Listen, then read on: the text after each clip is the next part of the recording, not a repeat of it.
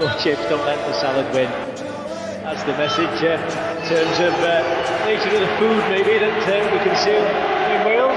Wrexham, Wrexham, Wrexham.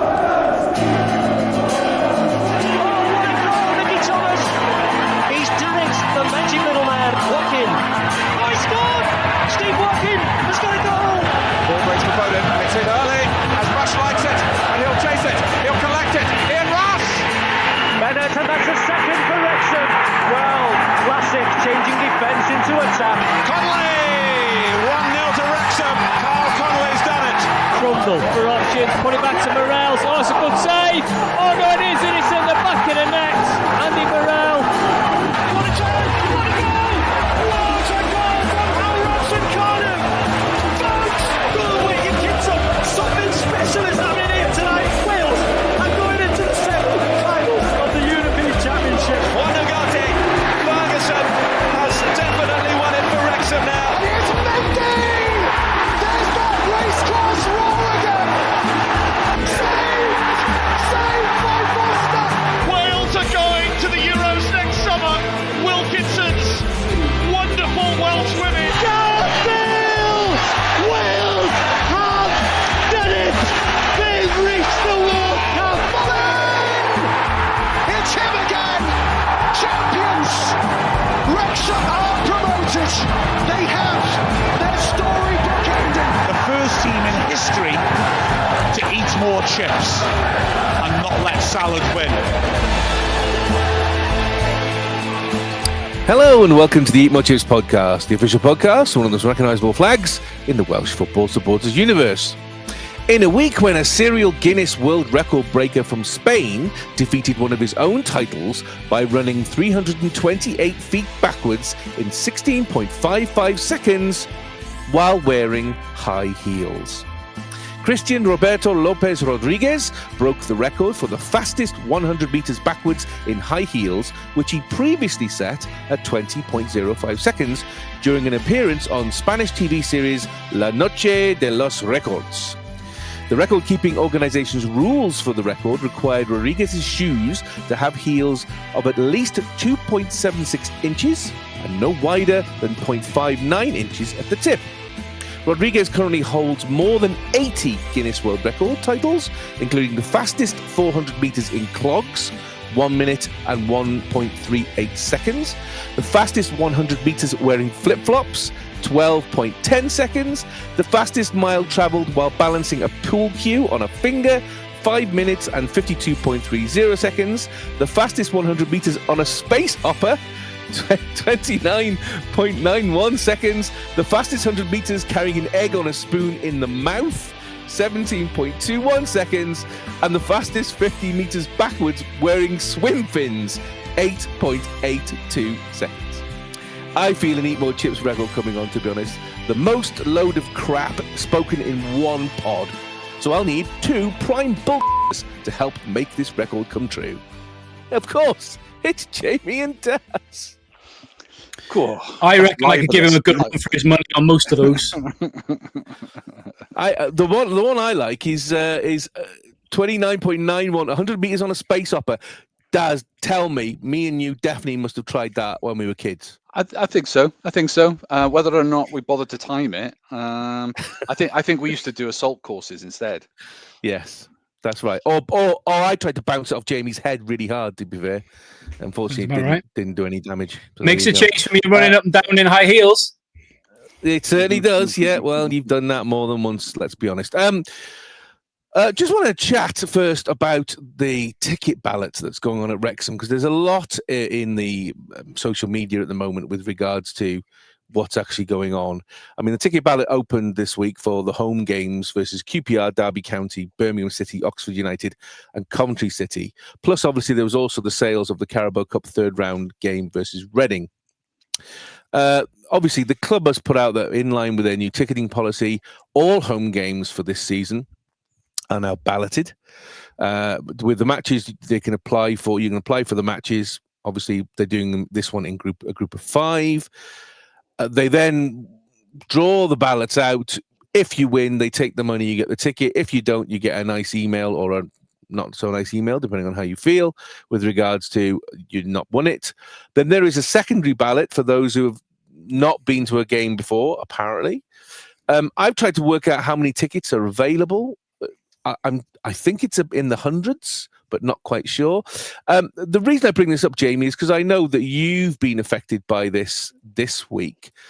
Give us your general thoughts on what you think about the ballot as somebody who, has, been using it and come a cropper from it, as it were. Well, first and foremost, I'm going to try really, really hard this week to pronounce it ballots and not ballads. Yes. Power ballads. Yeah, I like a good power ballad, a bit of Celine Dion. Yeah, it's like you say, it's fascinating how much a topic of conversation it's been this week.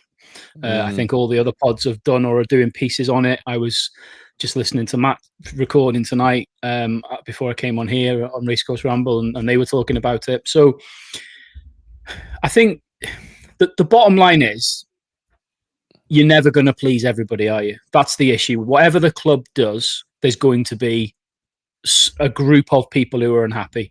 I know there's a lot of people who are saying they prefer the fastest finger first method. My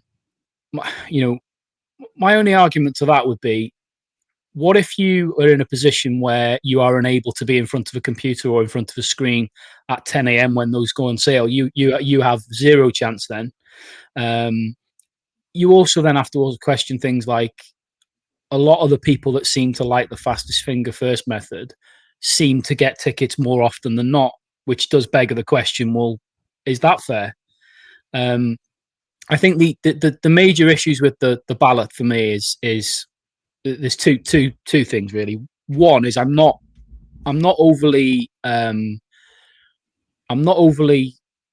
convinced that it was given as much thought as it probably should have, in the sense that surely if you're going to have this ballot system, there needs to be something in place to say, right, if you win, then maybe you can't be in the next one, to try and give a fair share of the available tickets. There doesn't seem to be any of that, because I've seen people online who've said they've got 7 out of 7. I've seen other people who said they've got none out of 7, and other people who've got 1 out of 7, and whatever it might be. I mean, we need to look really at the problem is we don't know the numbers, do we? We don't know how many members. We don't know how many tickets. So you don't know you can't work out even your chances, can you? Well, I would say very, very small, because like you just said there, I think the suggestion is that we've got nearly 7,500 season ticket holders. We give 1,260 something for away fans. So we're talking about probably 1,000 at best by the time they've siphoned some off for maybe sponsors or staff members. That's the thing. The players will have tickets for each match because their families come in. So, if you've got 25 plus under 21s, let's say 30 players in the squad, 2 family members of each, there's 60 tickets gone straight away. As you say, sponsors, guests, all those kind of things. The biggest thing I reckon we're probably talking about 1,000, if that, and I think you're going to be talking about several thousand members who are trying, and that for me is where I have the biggest issue with this process, whether it's fastest finger first or whether it's the ballot. The issue I've got is the membership side of things, in the sense that, as we talked about when we talked about the memberships, a couple of months ago, when I purchased a gold membership, which halfway through September nearly, and I still haven't had my free gift, whatever that is. So when I've purchased a gold membership for 50 odd quid or whatever it was, and anybody else that purchased any tier of membership, what it said was, by having a membership, it gives you priority access to tickets. And what it didn't say was, it gives you a very expensive raffle ticket, because that's fundamentally what I've bought. And I have an issue with that there wasn't transparency. And I have a big issue with the fact that you can still go on the website now and buy a membership, which to me is just wrong. That's absolutely naughty. Wrong. you know, naughty, yeah. and they're still pushing the memberships because there was, I don't know if you saw the post, I think it was last week, where you could win a signed Kiefer Moore shirt if you purchased a new membership. That's what I really, really disagree with. Hey, look, I sympathise with all the people who are frustrated missing out on tickets. As you've just said, you know, you've been very kind there and say, go on. Can you just outline what happened to you? Yeah, so I mean, fundamentally, let's be honest about it. It affects both of us because it's, you know, you and I, you know, share tickets and things, don't we? As best we can to try and be fair with the games. But yeah, so I applied for from the 5 home games that were put on, put available for the ballot, whenever it was, back end of last week. I had a look through, and bear in mind, there's myself. And then there's my wife that's got a membership as well. So again, 2 purchased members because she comes to the games and is in the same boat as me and the others struggling. And we went through those games and we worked out which ones we needed. So I applied for Derby County, Birmingham, and Coventry. Those were the games that I could make. And I got emails for all 3, as did she. Got emails for all 3 saying you've been unsuccessful. And that's as much as it is. So, you know, we're left in a situation now where we're scrambling and trying to see if we can favours of favours and you know, get hold of a ticket some way. But ultimately, we're in the same boat as, I suspect, thousands of other people. Yeah. It's frustrating. I do feel a little bit like the club maybe have just sort of said, look, this is the method we're going with. It'd be nice if they were maybe a little bit more transparent about why they chose to go down this route. But it feels a little bit like they've just said, this is the method we're going with. And we're just going to put it out there and it'll be a season of pain and that's it. The concern is obviously the fact that the COP doesn't look like it's moving at any great pace. Yeah. So is it going to be just a season? So I unfortunately, it's just a pain that we can't get around, can we? I mean, I suppose, for all the negativity around the TV deal with Sky and stuff like that, I suppose there's still that element where at least a lot of the games are accessible. Obviously, except for 3 o'clock on a Saturday. Except for 3 o'clock on a Saturday. The only you know, my overwhelming feeling on it is it does suck, and I do feel for people who are missing out. I feel for people who are missing out, maybe at the expense of people who haven't been following the club as long, but how do you differentiate? What I do have a massive, massive issue with, and I'm going to have to say this, because I know I've said it before, I'm going to have to say it, but I really don't like, and I really don't think there's a need for season ticket holders going on social media and commenting on, well, you should have bought a season ticket when they were available. Yeah, that's just rubbish. That's not fair. That's not fair, rubbish, because what they're doing there is they're pigeonholing everybody into a scenario of, well, you've only been following the club since the takeover. And that's absolutely not true. Yes, there are thousands of new fans that applies to. Absolutely. Because we know how big our fan base has grown. But that's incredibly unfair to do that, because there are people who had a season ticket years ago for many years and had to give it up because of financial and work commitments. There are other people who couldn't afford to buy a season ticket when they were available. There were people who maybe at the time, you know, their circumstances didn't allow for buying a season ticket. So to gloat and to be a little bit like middle finger to you, oh, I've got my season ticket, I'm a top red, you should have bought them when they're available. There's no need for it. There's really no need for it. But yeah, I think the sad reality is whatever system is in place, whatever's there, whether it's a ballot, whether it's fastest finger first, whether it's a massive scrap in the car park, somebody's gonna be unhappy.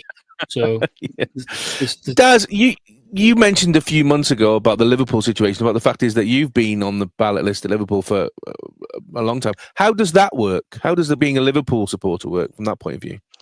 Oh, no, I mean, I don't think it's not a ballot. It's just a waiting list for the season tickets, that one. Wow. So, yeah. So if you wanted to buy a ticket tomorrow, for the weekend match, Daz, legitimately, rather than going to a ticket tout, how would you try and go about that? Well, it's not a tout, but it's a legit. I usually go through a website that sells them there are plenty of third-party websites that sell tickets for matches. You just choose the date you want and you overpay. And that's what I've had to do for all the games I've seen in the last few years, which I suppose it's my tax for not committing to anything, or not buying early or whatever. But I mean, I don't mind. It galls me that if a face value ticket is of like, in some parts of the stadium, there used to be like 45 quid or something like that, and you see it and it's on a website for 100 quid, and I don't know where that extra 50 quid is going. I've got no issue paying more, because I paid a lot more for tickets to go and see the Euros and things like that, where the price, face value was 125 quid out in some areas of the stadium, but you knew it was all going where all that money was all going. My issue is when you've got those third parties. I don't know if it's how are they getting the tickets from. Is it season ticket holders who can't use them and therefore they put them up, or is the website taking a huge cut? So that's the uncertainty that I always feel uncomfortable with. But I only ever go with any of the the very reputable ones. I don't go, oh, a mate, he'll send you the ticket 2 days before the game, because that's always nervous, because it's also a long way to travel to get to it's technically an away game, to go to get up to Liverpool. Jamie, you've been ripped off like that before, haven't you? But where did you sell your ticket to somebody and they didn't pay, or? Yeah, I had a ticket available for a game a couple of seasons ago and sold it, and yeah, they didn't pay, and but fundamentally, I didn't send the ticket until they paid, but they were absolutely badgering me to death to send it, and I was like, look, I'm not sending nothing until you've paid. That's the way it is. Well, how do I know it's a legit ticket? Well, you take that chance. You want to buy the thing. I'm telling you it's legit. You take the chance. But we were only talking about small amounts. Out of curiosity, I don't know if you know, Daz, off the top of your head, it might be something I have to research, but do you know roughly how many general sale tickets Liverpool have, or how many season ticket holders do they have? I don't know those numbers. No, I haven't for ages. I'd be really interested to see, like, and I suppose for any club, Championship or Premier League level, where they get full capacities every week. It'd be fascinating to know what kind of percentage of general sale tickets the club keeps, because I think that might give us quite an interesting insight into what Wrexham might do when the Kop is eventually built. How many? Because theoretically, you're adding 7.5 from the off. You're adding 7,500 general sale seats, unless they decide to put more season tickets on sale, which is a whole other debate. But yeah, curious. I mean, we should be thankful at the moment that there doesn't seem to be a huge amount of tickets going on sale and having people double the price, double the the face value, or is it? I've not seen any. And I think Wrexham isn't at the period yet where people would go, well, I know this ticket is 24 quid or 26 quid, and I'll pay 80 quid for it. We're not at that level, I don't think, yet, are we? I dare say there might be a small element of that. I mean, thankfully, the one thing that I haven't seen any, like you've just said, I've not seen any of yet, is seemingly people winning in the ballot and then selling them on for a profit. I've not really seen any of that, which is one little saving grace. At least that the vast majority of the people that are getting them are using them.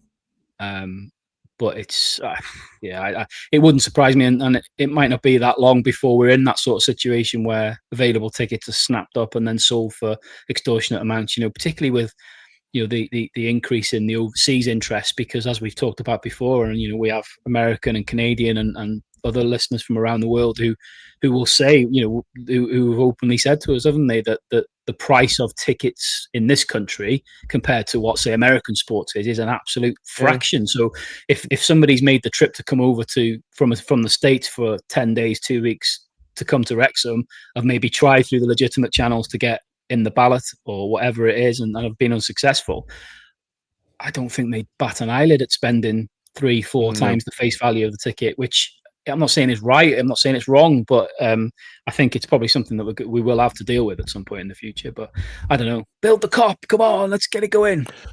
What do you think as well about this stuff that's been going around saying the reason that the atmosphere hasn't been very good at the start of the season is because of this ballot system, i.e. people who don't normally come into the ground coming into the ground and not I mean, I think it's a load of crap myself, but I've heard this an awful lot.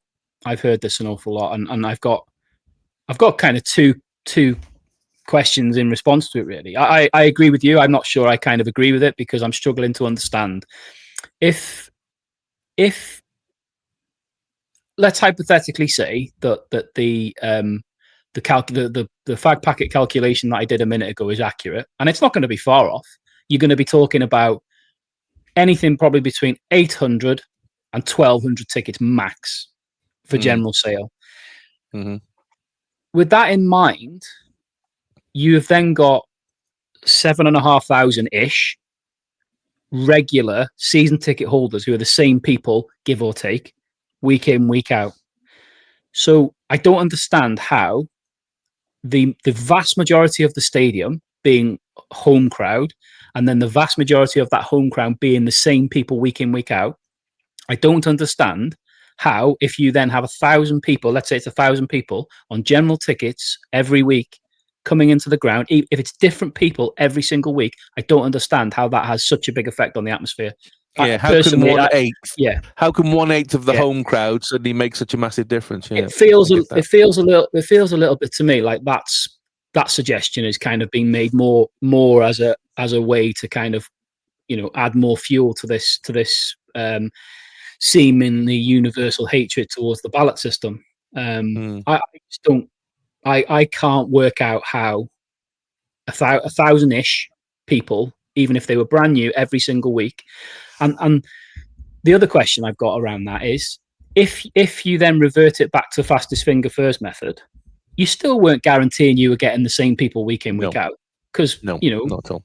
We were in the same boat when it was that method, and I used to be quite fortunate in that most time tickets went on sale. I worked at the time. I worked in an office. I was at a desk, and 9 times out of 10, I was able to be in front of multiple devices at 10 o'clock when they went on sale, clearing me cash, clearing me cookies, deleting me porn history, and cookies, and getting ready to get on. And I used to be far more successful than I've been in this ballot, but I wasn't guaranteed every time, and I didn't get a ticket every time. So even when it was fastest fingers first, you weren't guaranteeing you were getting the same people in every time. So I don't get it. I really don't get it. I don't understand it. It doesn't make a lot of sense to me. I think the onus is more on those 7,500 people who are there week in, week out as season ticket holders, the same faces. I think the onus is if they've got an issue with the atmosphere, I think the onus is on them to generate it. Okay, so I've done some research whilst you were chatting, and actually, Liverpool's probably not the best example to use, because if you look at Arsenal, West Ham, Man City, Tottenham, Man U, for example, they have all got sort of like stadiums in the sort of 55, 60, Man U 74,000. They all have about 65 to 70. I mean, Man City have 74% season ticket membership of the whole allocation. A good 70% is season ticket holders, whereas Liverpool are only at 44%. They only have 27,000 season ticket holders. The rest all go through a membership scheme, where called the All Red scheme, where you then get balloted, but you can only get on the ballot list if you've got like 4 games from last year. They award people who have come many times before. So you've got to break that cycle, which is the bit I always struggle with, not living in Liverpool. Then they also have a small allocation then at the end, which is a local ballot. So you have to have come from the Liverpool area, an L postcode to get in, and then there's a small amount again after that. So they have tiers, but even then, and also if you're a season ticket and you can't go, you can give it back to the club and they will forward it on, which is the method that your money's going to the club. Then you see that those steps that you've mentioned there make perfect sense, and is something that is obviously missing from this system Wrexham have put in. However, I think they've probably not thought that far ahead, given that they were hoping this was probably just going to be for a season. I mean, I can absolutely understand the unhappiness at members who are missing out on tickets 7 out of 7 or whatever, where they've had a membership for the last 4, 5, 6 years or whatever it is, I absolutely agree. There probably should be some sort of like a loyalty element to it. I also really like the idea, and this is not me at being critical of international fans at all, but I also like the idea of the fact that there is some kind of localized pot to kind of ensure that there's an element that definitely goes to locals. But neither of you would qualify for that. If you did that there. I agree. I agree. Yeah, and it's interesting because just very quickly reading up, there's two schools of thought about the Liverpool model, which is so much smaller and it's got more of a ballot. The logic behind that is it means you're more likely to get a higher turnover of different fans coming, and they genuinely have said they're targeting more people who travel because they will bring more income into the area, spend more money at the shop, more because your locals will turn up. Probably not even buy a burger and go home, whereas your day outers will go and probably go to the club shop, go down to the local pub or the rest, the food and stuff. The city generates more income as well. The reality is that's highly likely that conversation's happened in the boardroom at Wrexham. It's highly likely they've had that conversation. They won't admit it publicly, but it's highly likely they've had that conversation because, as I said a minute ago, if you imagine an American, or I'm just using American as an example, but if you imagine, say, an American couple or American family that have come over for a week, 2 weeks, because they've watched the documentary, they've bought into the Wrexham, they want to come and see it, they want to come to a game. Well, you and I both know that in that 2 weeks, they're going to spend far more both for at and with the football club and in the local area than a local is going to spend in that same period of time. So commercially, I get it. It makes sense. But I think there's probably a few little grey areas where they've, and as we've witnessed in recent years with other topics, they've maybe just not quite thought it through properly. But yeah, just while we're talking about tickets, are you going to talk about the Norwich away tickets in the news at all? I wasn't going to, no, because I don't want to give it airtime because it's horrendous. No. I think it's an absolute shocker, but we're happy to talk about it now. Well, I'm just, you're right, shocker is the best way of putting it. Daz, I don't know if you're aware of this. So we're playing... Cool. We're playing Norwich. Is it a week on Saturday? Yeah. Away, and their ticketing for Wrexham. The Wrexham fans has come out, and it's how much is it? It's like 37 £37 for an adult, which is £5 more than what they charged the Middlesbrough fans recently for their game. And obviously, there's been a lot of fume about a Wrexham tax as being added, a Hollywood tax, whatever you want to call it. And like Sai just said, I'm disgusted by it. Not only from Norwich's point of view, but I think football, the powers that be in football need to seriously get hold of this. The one bit I don't understand. Go on, mate. Go on. I was just going to say that the one bit, and the reason why I wanted to mention it, the one bit that really, really pees me off more than anything else. If this was a local derby, if this was Ipswich or Portsmouth, whoever's closest to Norwich, if this was a local derby and there was legitimately, they needed more resource, whether that's stewards or policing, extra policing, and there's costs incurred, I can understand. I wouldn't necessarily agree with it because you have to say sometimes, well, that the club has to bear that. But I could kind of empathise and understand in that situation. But this must be, as low risk as it gets. There is no history. There's no animosity. It's not like we've got a reputation of being hooligans. There is no needle in this game. You won't need any extra resources or policing for this game than you would for most other away teams coming to Carrow Road for this game. So there's no justification there for me. All this is purely that Wrexham, because it's Wrexham, we're going to add on £5. Now, the fact that we've got a very successful commercial machine at the minute, and as a football club we're generating huge revenues, which we've talked about in detail, bigger than a lot of Premier League clubs. The fact that we've got very wealthy owners, the fact that we've got very wealthy people that invested in the club, that's not the fans. The fans are working class people. And why and where there is a justification for charging £37 just for the ticket, that's before you've even travelled there, eaten, drunk anything. It's an absolute disgrace, and fair play to Wrexham. I don't know what they'll do for Norwich, but fair play to Wrexham on the other side of it. They've just released the away tickets to Birmingham City, because obviously we're playing them in a couple of weeks, and they've kept the prices at £26. It's the Birmingham fans are going to pay I think it's £15 less to come and watch their team at Wrexham than they are to go and watch their team at Coventry, because Coventry's another one who've charged something like £42 or something. And they'll charge us. Ipswich will charge us as well. There's already rumours that that's going to be possibly north of £40. So, I mean, it's what annoys me about this is the fact is the Premier League has a cap. Yeah. Why doesn't the Championship have a cap? Yeah, good question. I mean, I think I don't necessarily think it doesn't have to be a cap across the division.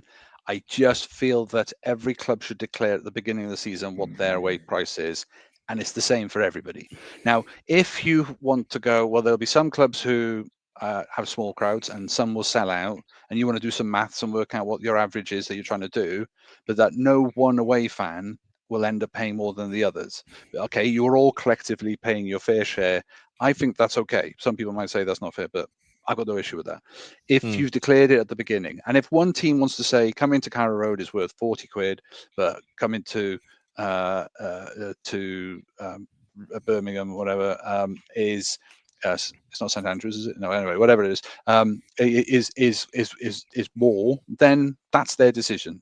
In the same way, if I want to go and see Liverpool, if I want to go and see Man U, if I want to go and see Bournemouth, there's a difference. But also you've got stadiums with different capacities, so each club has got a different opportunity to play with those numbers.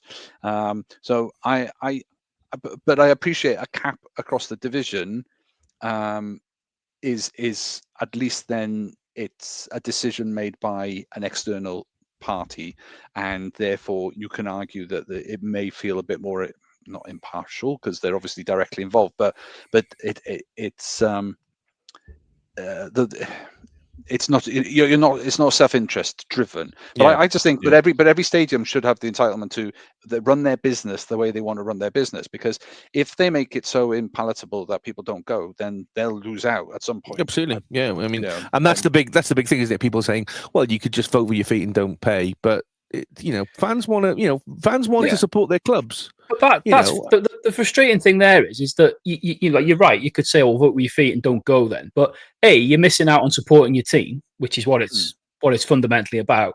And we know how important the crowd, your following can be, whether it's home or away.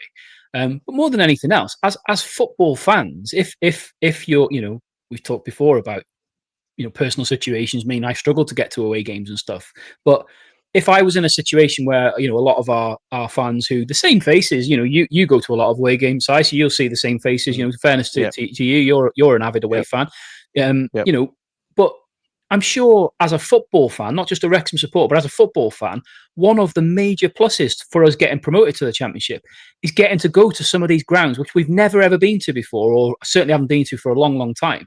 And that, St Mary's, you went to St Mary's. I would have loved to have gone there. What a great experience to go to, being a Premier League team. Carrow Road is another one that very much for a lot of people, I think they would say, that's definitely on my list of grounds I want to go to this season. So, to do a protest and say, well, I'm not prepared to pay that, but that means you're going to have to miss out and go into that stadium. It just winds me up. It winds me up because there's no obvious justification for it. Well, hopefully when the Football Ombudsman comes in November, this is one of the things they will address. You'd like to hope, amongst the other massive problems that are within football at the moment, particularly with regards to sustainability and the amount of clubs that are currently running at a massive loss, there should be a number of things addressed. Hopefully, this will be one. And while we were talking, then I thought of a perfect answer for the Wrexham ticket problem. We buy 3,500 high-vis jackets and hard hats, and then suddenly the COP site has lots of builders on a Saturday who look like we'll give them shovels as well. They can lean on, just like the real builders, and they can just lean there and watch what's going on. And 3,500 people will get to see the game. What do you think? That's a good idea. I'm thinking of just putting my drone up and then televising it live. There's no issue with that, is there? Nobody's got issues with drones. No. There'll be no issue with that. I'm sure it'll all be fine.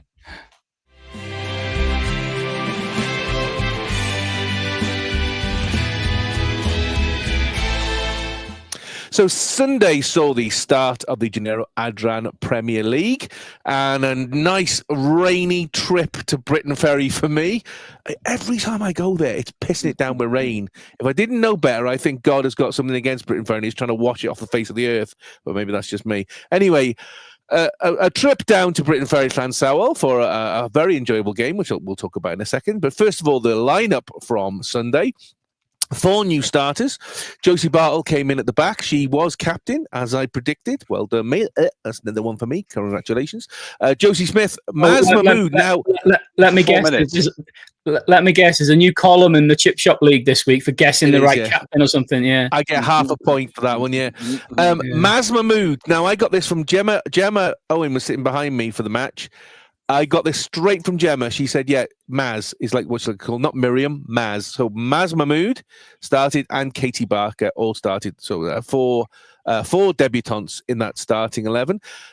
Daz, any surprises? The fact that she kind of included these 4 and didn't include, because obviously you had, Erin, obviously. I know Erin came on. You've got Abby Idenden on there as well. You've got Rosie Hughes on the bench. I mean, any surprises for you that she kind of put 4 debutantes in? Not surprised that the debutantes are in because we know that their quality is why they've been brought in. That's the whole point. So I accept that. I was surprised maybe that all 4 were together, all in at the same time for their first game. Maybe they could have been bedded in a bit, but their quality clearly just shines through because it is a risk to put so many new faces because they've only been, some of them have only been there like 3 hours, so it's at best a week. So that's a bold call, and especially when you've got your player of the season and then on the bench as well. That was a surprise. I mean, I appreciate the positions that the balance of the team, but let's not forget, new manager means already probably knows those 4 players, well, certainly 2 out of the 4, better than the other 7. So it was, it might have even been a safer bet in her eyes because you knew what she was going to get from them. And introducing some of the Wrexham team slowly back into the team was a different way of doing it. So not surprised they all started, but clearly, some great purchases because they all had an impact on the game. Well, a really enjoyable day that I had, and not just because of the result. I mean, an early injury to Karen Allen 4 minutes in. Now, I don't think that tackle is on the highlights from what I saw. I couldn't see it, so I was curious. For me, it was a red card. It was studs up. Karen obviously was running back to defend, and the Briton Ferry attacker went in studs first. She didn't even get a card, full stop. And there was a number of issues that I had with the ref. I mean, I was literally screaming at him by the end because he was carding players for rightfully it was a dive, and fair enough, it's a card. But then Briton Ferry were very, very physical, and at times they were continually. I mean, Maz Mahmood was kicked 7 bells north of. I've heard it said. Do you think it's one of those classic ones which it's too early for a card? 4 minutes in. I don't believe that is the biggest load of rubbish. I know. I hear it said though that it's like if I set my bench my benchmark this high so early. This is the thing that gets me so irate about football, right? If somebody does something that under the laws of the game means that they get carded, then you card them. If anything, you lay down your tracks early by saying, right, you're not getting away with nothing, so you better watch what you're doing. Because all he did then was encourage Briton Ferry to become more and more and more physical as the game went on, because they knew they could get away with it. And so he actually, I mean, having said that, we'll talk about Canada later, and he had the completely other end. Was it the same ref? It was the same ref because they were both shite. No, he was English of Canada. Robert Jones, ironically, but we'll talk about him in a minute. It was a red card for me because she went in studs and didn't even get carded. That took Karen Allen out of the game. Erin Lovett then came in, was very, very cold.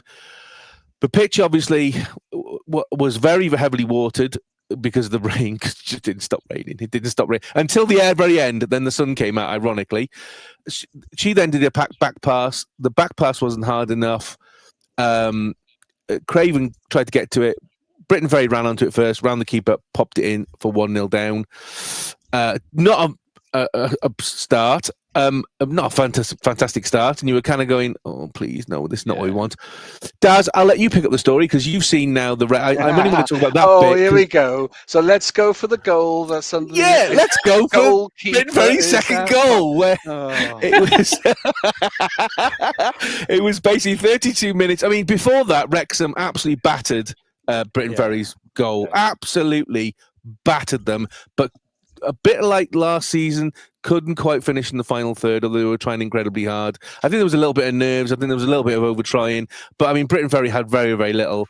Ironically, though, 32 minutes in, Briton Ferry free kick from the Wrexham right, floated the ball over, straight over at Liz Craven, and over to our goalkeeping expert, Daz, for the results of this free kick.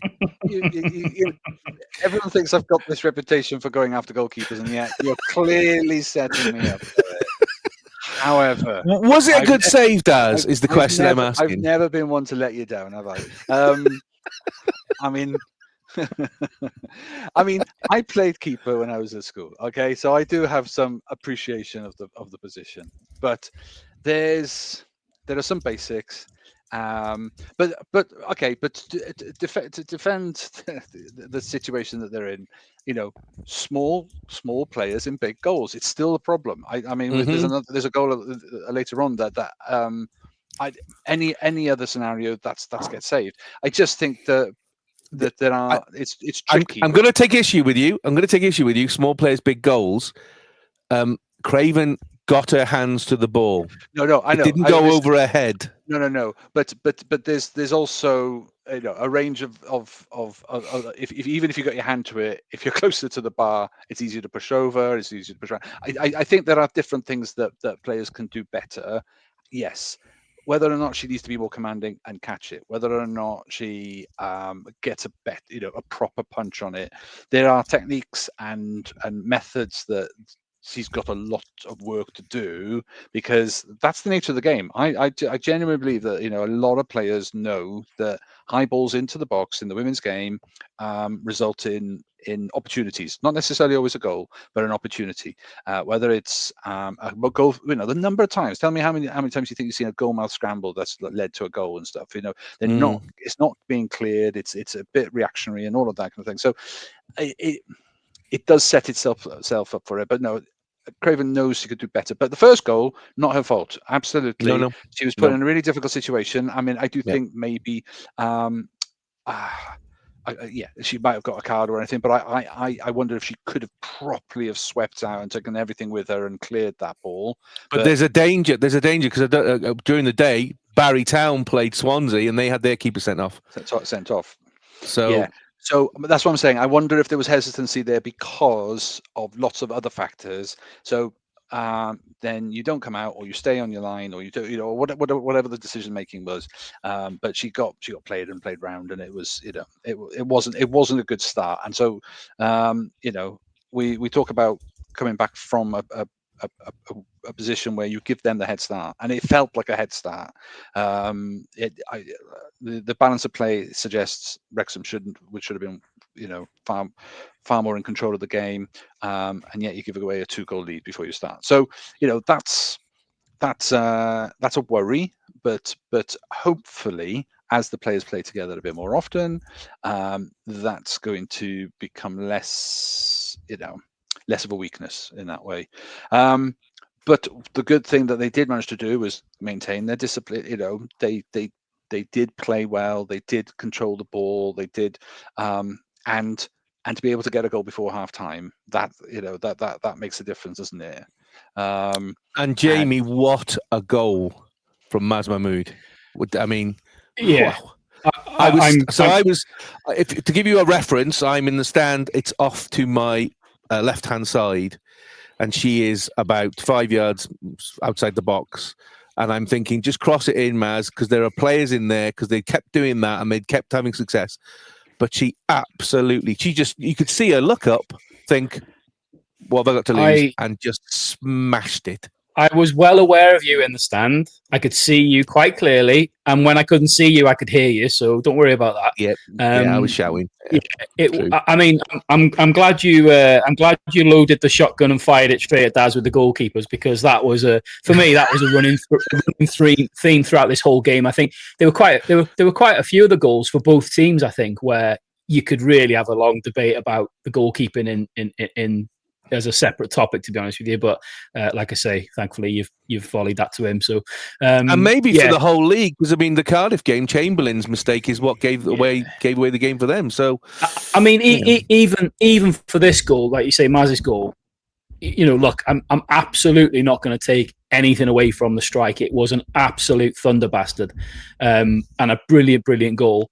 But if you watch it back, you would, if you were Briton Ferry, you would, or I certainly would. I'd be saying, that's literally, it's just gone through the goalkeeper.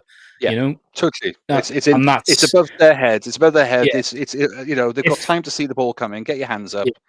If it's in, if it's right in the corner or something, and there's a big stretching dive, and it's just, I absolutely don't want to take anything away from the strike, because it was unbelievable strike, and she was just on a side note, she was absolutely different class. She was. I'm gonna at the end I'm gonna point out who kind of plays it that really impressed me. But yeah, carry on. Yeah, no, there's not much more I can add. Thunder bastard. Well, no, question mark for the goalkeeping. but it's not just the finish. I won't use the same terminology. The quality finish, but it's the movement. It's the balance she shows in that position in the middle of the field. Takes the ball and couldn't touch her. There were a few instances of that in the game from her, wasn't there? And all I could think of when I was watching as the game was going on, all I could think of was, with the greatest respect to anyone that's either left or still there, was just a different level of player. All through the game, gents, not just the highlights that you saw, all through the game, that's what she was doing. Ironically, she wasn't my player of the match, because actually for me, Katie Barker was my player of the match, because she was stunningly fast on that wing. She was terrifying. They could not cope with her speed, her aggression, and her skill on the ball were just that level. And between the two of them, plus Smith, who was playing the same wing at the back.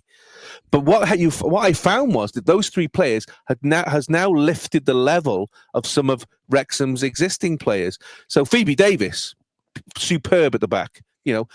Cara was just, she scored, but Nat Clark scored. Nat Clark was fantastic as well. They were all the levels. Even Rosie Hughes, when she came on, suddenly she has found a whole new level of kind of speed and fitness and purpose, where she's gone back to the Rosie Hughes almost of 2 seasons ago, where she's an absolute menace.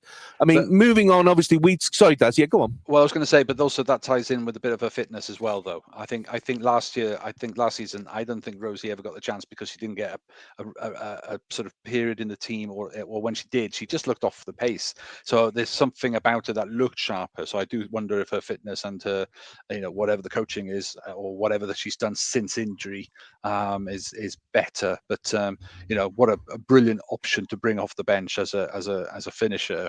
Even if she doesn't start, options available. 2-1 at half time, then come out for the second half almost straight away. Eva Suckley scrambled a header to make it 2-2 from a corner. 56 minutes, Katie Barker. Now, I was standing literally right behind this, so I could see her coming into the box from this side, and I'm literally right behind her, and I can see that she's going, right, well, I'm just going to fizz this straight in low level at the box.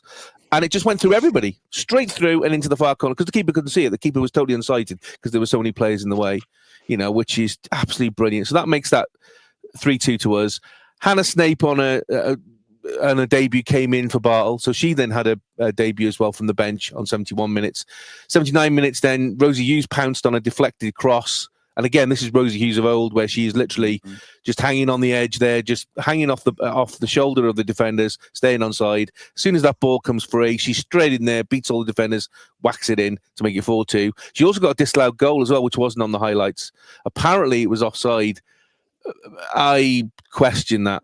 I absolutely massively question that, because she didn't look offside to me, or nobody looked offside to me from that point of view. So maybe it should have been more. And then obviously 82 minutes, Nat Clark with a scramble. I mean, again, this is questions about whether it was her. The same one for Ava Suckley's, whether it was her, whether it was a defensive own goal. Defensive own goal, yeah. But you don't know. You don't care. By that point, it's 5-2. First time Wrexham have ever won at Briton Ferry. So, Jamie, to come back from 2-0 down and do it in such a way, what does this say about the Wrexham women of this season compared to last season? I mean, we've got to be careful, haven't we, not to get too kind of carried away. No, we're going to win the league. We're going to win everything. No, we're going to win everything. And yes, I was gobby on Sunday. I'm particularly proud of starting the "You're only a bus stop in Swansea" chant that everybody else joined in with. So I'm yes, me, go me. Brilliant. Come on, which was great. And that's why your tyres were slashed when you went home. Yeah, look, I mean, you can't take away from this result and this performance. I think you've got to highlight the performance. I think what I would say is that there was a noticeable change in the style of play for me. I think certainly the press was a lot more fierce than what we've seen from certainly last year's Wrexham team. I think you have to tip your hat off to all involved, the players and obviously the new manager and any new coaches or whatever, from the point of view of the mentality that they've got the ladies into, because 2-0 down away from home in those conditions, you wouldn't have, if we were sitting here now talking about a game that ended up being like 4-1 loss or something, we'd be trying to pick some positives out of it. But to be fair, to show the mentality to come back, not only come back and get on level terms, to win the game, to in the end absolutely annihilating them, really, is impressive. And you would hope that, given that this is the first sort of competitive game that they've played under Jenny Sugarman, you'd hope that as the time goes on with more training, more games, hopefully they can build on this and get some momentum going, because I mean, it's certainly a better start than last season. Last season was terrible, wasn't it? Was it 5 or 6 games in before they even got a point or something? So it's a great start, and hopefully this is a sign of things to come. Fingers crossed it won't be a case of conceding 2 goals, and having to come back. I think for me the most crucial thing about this game was the timing of the Wrexham's first 2 goals. Scoring that first goal before half time, I think, was crucial, and then getting that equaliser literally a minute after half time. Those 2 goals, I think, were absolutely crucial to the way this game played out in the end. But yeah, great result. And you hopefully this is a really positive sign of what's to come. And we've got to say, haven't we, that although we've had a little kind of knock at Liz Craven, she did make one great save, where a diving save to her left, which was fantastic. I mean, Daz, obviously you've only seen the highlights bit, from that point of view, but having seen Wrexham as you have last season compared to the package you've seen this season, what are your kind of there's definitely there's an energy, and there's a sort of like a camaraderie. They're already bonded. There seems to be a lot of spirit. I mean, it's easy when you're winning to have that, though. Of course, it'll be interesting to see what happens when results are a bit tougher, and whether or not they still have it. But to go 2 goals down, you can see the spirit. They came back. It's a good sight. I think some of the passages of play, there was a lot more freedom in the touch of the ball. Obviously, if you've got better players, you can play that kind of game. So it's not all going to be about the big crosses and putting goalkeepers under pressure. There's actually a lot of quality interplay through the midfield. I think their wingers, like you said, is an important part of the game. So, but that's just been improved, and finishing. Rather than relying on just on Iden to score all the goals, hopefully we can spread the goals across the whole team. So I think that looks really positive, and kind of reaffirms the part when we were asked to make predictions about who's going to win the league. Before they signed these 4 players, that's really harsh. Now that they've signed these 4 players, Swansea top of the league, I'm happy. That's great. Well, I mean, I think as a first week of the season goes, it's everything is up for grabs now. It's an exciting start because and obviously, bravo to ABBA. Let's say bravo to ABBA. Well done. Tough season last year, obviously, but have put a marker down of playing away against Pontypridd. So I'm really, really pleased for them. I think obviously Swansea showed their hope. What I would imagine was a predictable result because Barrytown are not the strongest of the teams in the league. So, but a commanding win of 4-0. But a notable, a honourable mention needs to go to the New Saints for their 1-0 win against Cardiff City. And so suddenly you've got Wrexham performing really well, Swansea performing really well, Cardiff. Okay, it's a blip maybe, but they didn't seem their normal selves. By the sounds of things, New Saints really, game a good, torrid game. So, I think it does sort of open up the question of actually this is a winnable league for a couple of teams now, and let's hope it's not the runaway Cardiff City that it's been for the last couple of seasons. So yeah, that's exciting looking forward, and I think Wrexham will be a part of that because I think I was going to say that sounded to me like you just said Wrexham were going to win the league. No, I think they're in contention. Yeah, I would genuinely review my assessment of the season. I think they have bought brilliantly. They have elevated the team's quality. I suppose I will put a caveat on the fact that I still think the strength and depth, any injuries, and I do wonder if Wrexham will get found out in some positions because I don't know if they've got the squad depth. But I was trying to find a bit more about the Wrexham squad and go through the website and stuff like that yesterday, and but they seem to have all of last year's players still on there. So if Wrexham could get their arse in gear and update their website, just for me, if you don't mind, then don't worry about it. I'm sure there's going to be some hidden rule in the Chip Shop League rules where on the third Thursday of March in 2092, you'll be able to change positions of the league that you guessed from 3 seasons ago, and then hopefully you'll get another bonus point, something like that. Yeah, suck it, princess. But I'm fairly certain that there was no bigger cheer for the 5th goal going in than there was from you, Si, or from you, Jamie, when you realised that my 4-2 which was I have to be honest, I was sitting there, Daz, going, if this finishes 4-2, we're never going to hear the fucking last of it. So I missed the first sort of 35 minutes of the game, and then I was watching the game following Matt on Racecourse Ramble was doing a watch along, so like a live YouTube watch along, and then obviously you got other people watching and commenting and stuff. And all I was saying in the comments was, "This cannot end 4-2. It's either got to be." I was absolutely. At one point, I was happy because I thought my 4-1 might be on, and I thought that would be ultimate shithousery points if I could pull that one right. But then when I realised that obviously they were 2-0 up, and then I was like, it can't end 4-2. It absolutely can't end 4-2. So yeah. So close. I was just going to say I think if that would have come off and you'd have won that 4-2, I think I would have literally just said you keep the trophy for good, because there's no coming back from that. I'm predicting a 4-2 first game of the season, no chance.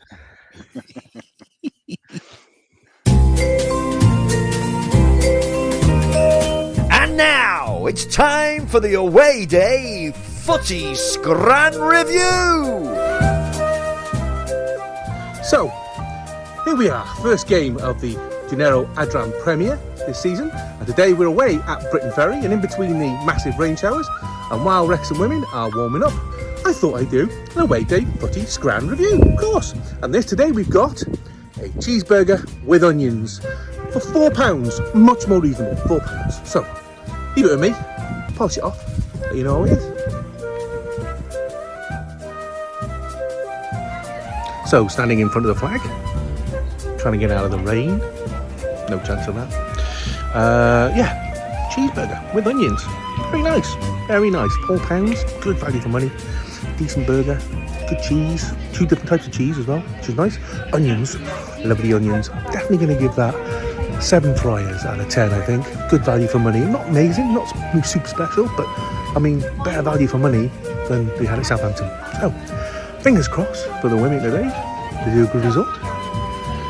Jenny Sugarman's over there, keeping a watchful eye on what's going on. So, up the town. What you didn't see is I also had a hot dog, but I didn't want to look like a gutsy bastard, so I didn't put that one on.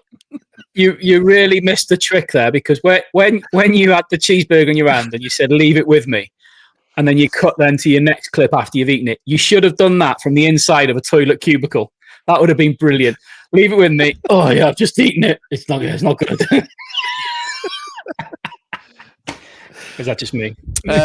It wasn't anything special, but for £4, you can't complain, to be honest. But you're only saying £4's good because you paid ridiculous prices elsewhere. Yeah, absolutely. Yeah. £4 is still slightly. But also, it was better quality than the one I had at Southampton, because the one at Southampton, you kind of figured they just, dug it out of a cow's bum. Whereas, hey, I'm sure that was premium cat. It was absolutely premium. Yeah, there wasn't a rat in Briton Ferry to be had anywhere. It was all good, allegedly. But yeah, no, really good. But the only thing I was a bit upset about was because they did covered chips, so they did like chips and cheese and onions all together on the menu, and I went, oh yeah, I'll try that. And no, we're not doing them today. Can I just have chips? No, we're not doing chips today. I literally went, what about the flag? The flag says eat more chips, and you've got no chips on. She went, yeah, no chips today. I went, okay, fine. Can I be clear? I'm visualizing one of those classic groups of ladies who do the catering at a small club. Just the one woman. Oh, that's not my visual. Thought it was. Okay. Yeah, one woman. So yeah.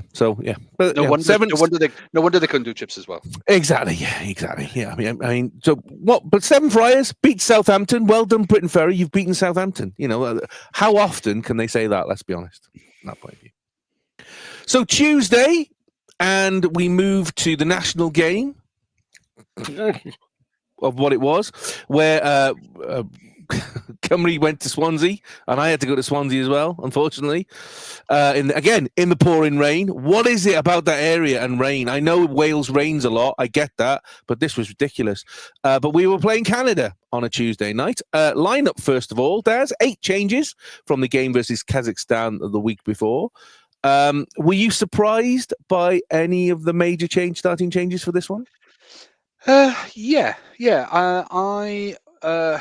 No, I'm kind of pleased that there was some, fresh blood in the team. I think it was quite refreshing. I'll talk about what Craig said at the end, but it was quite good to see some new faces, and I think, but balanced with some experience. So, for example, Mark Harris actually getting a full game, that was really good, because I think his bit part that he ends up playing normally it just always feels unfair. I just think he's a better player than the opportunities he's had in a shirt. So this was his opportunity.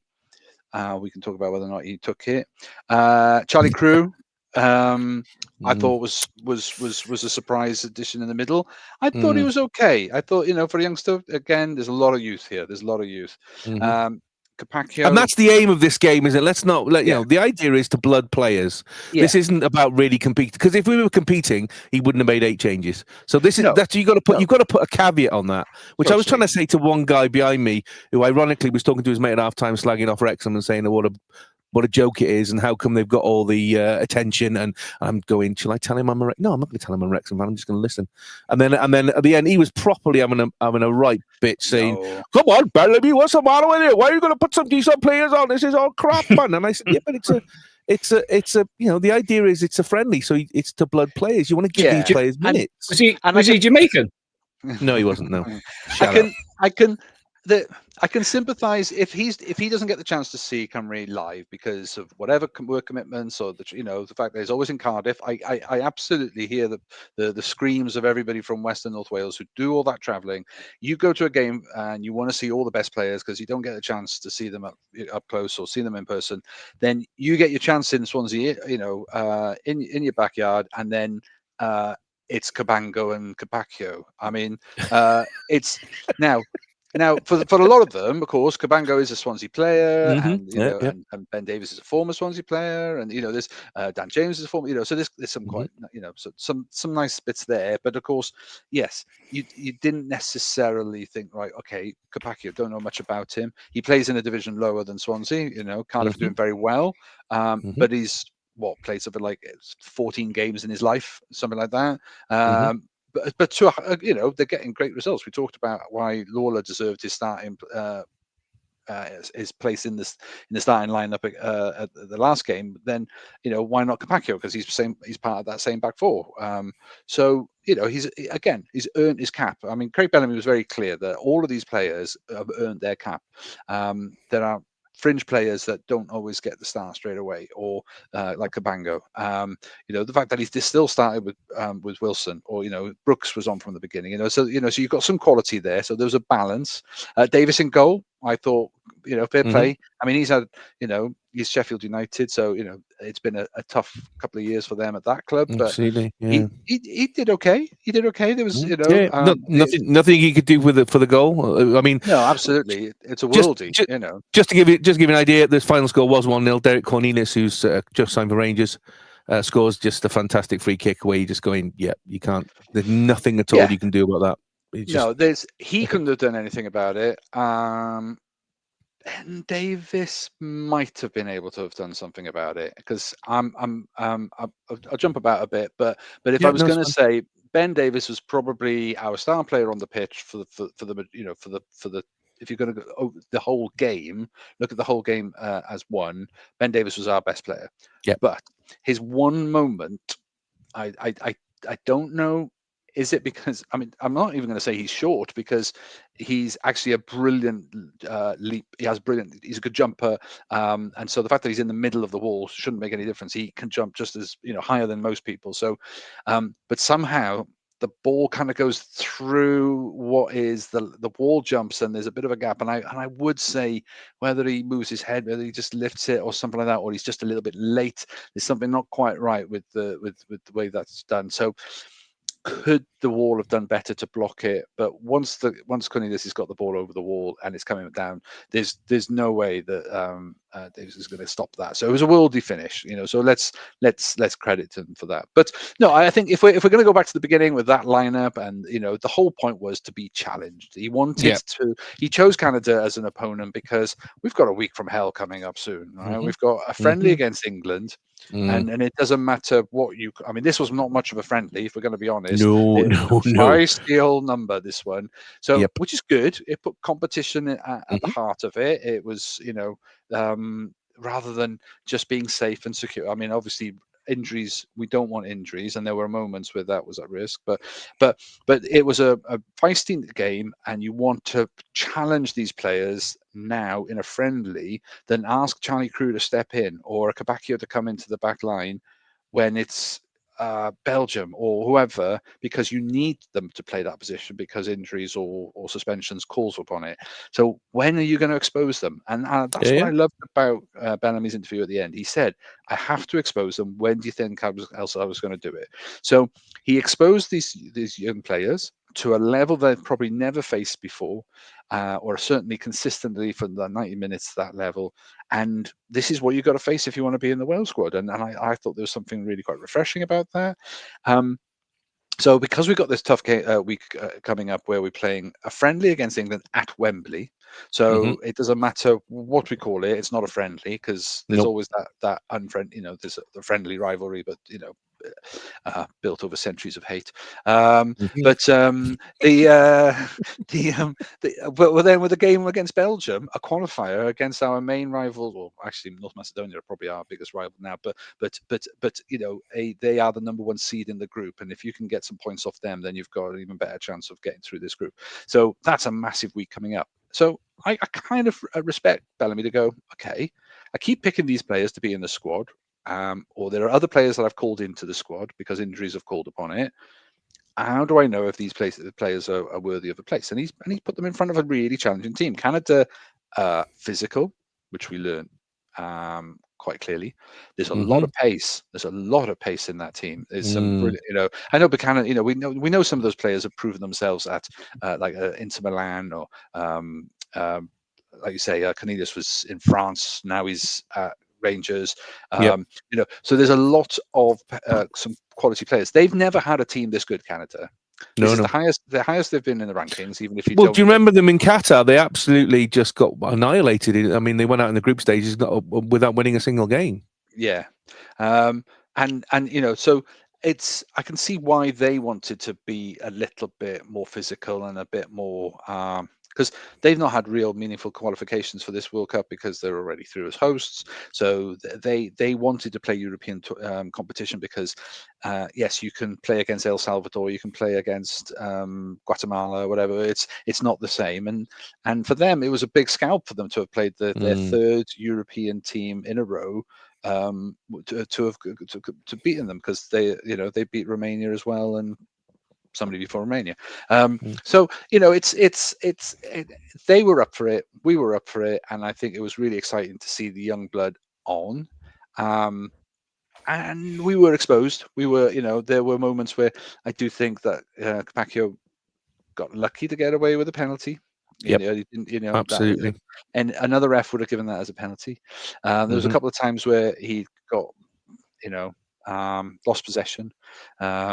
There's this tackling, and then there's winning the ball, and then there's holding onto the ball, and then the next phase or counter attack. And we weren't very good in that transition in that sense. Plenty of time they were playing it across the back, as you can see there in the figures. 62.9% possession. And yet, for all of that possession, we had one shot in the first half. And they had 12. They had 12. So there shows you the difference between what they were doing with the ball when they got it. Doesn't matter how often that was; it was far more effectual. They were fast on the turnover. I mean, that was a big problem for Cymru. When we did lose the ball, they would come surging forward, and we were absolutely on the back foot. And that's, I think, why they were getting so successful. I mean, they hit the bar twice. I mean, some of that was fortune. Some of that, I mean, we also had our chances. If Brooks, so there's that cross from Dan James that comes in, and Brooks is completely unmarked. Whiffs it, and there's two things he can do. He can take the touch. He had the time, and then keeper has time to set themselves, but at least he gets a chance of getting his foot through the ball properly. Or he goes for the volley. Wrong, the keeper's not, it's a little bit stranded, but he's got to get it on target. He doesn't even hit the ball properly. It kind of just fluffs under his foot and stuff. So there are moments where if we make a different choice, that could have been a goal. So we had our chances, but they also had theirs. Yes, hitting the post, coming straight back out. I don't know how it didn't ricochet back into the goal somewhere along the line. They hit the crossbar and stuff like that. But even in the second half, we had a chance where Mark. The ball gets crossed in, and Harris does an overhead kick, and they and they had a defender on the line, and it was a great header away. Wilson has a shot that's kind of Cornelius again, slides in, blocks it, and it allows it to just ricochet up into the air, and goalkeeper catches it. So we were nearly there for genuine chances, but there was, for all of those touches, you can see there we didn't have that many periods in the box. All of our play was in defence, and Bellas did say, though, he did quite like the idea that whenever they try to press up, the back line were very comfortable playing out from the back, playing it across the back. So he was describing it as that we weren't giving them the triggers, because obviously there's something that happens there. If a defender does something with the ball, they spot it, then all the attackers attack and they press. And he said that we gave them no reason to press in that way. So, and actually, he's probably right. There weren't that many times where Canada were coming out, rushing the defense, rushing the goalkeeper, because they were just playing it around them. And so there was some of that was really pleasing to see. But we didn't boss the midfield. We found it difficult to hold on to the ball. And when we did get passages of play where Dan James down the wing, or Brooks could have done better, Wilson could have done better, Nico on the overlap, there was times where we could have been better with that final decision. They were very well organised, Canada, very well structured. Now, That's before you then throw in the mix the ref and some of the decisions they were, the referee and team. 32 fouls, 7 yellow cards. For a friendly, yeah. Friendly. Now I accept that this had an edge that isn't, that you don't normally get with friendly. So let's assume then it's a competitive game. That's still quite a lot, and I'm not. You alluded to it earlier. Some of the decisions.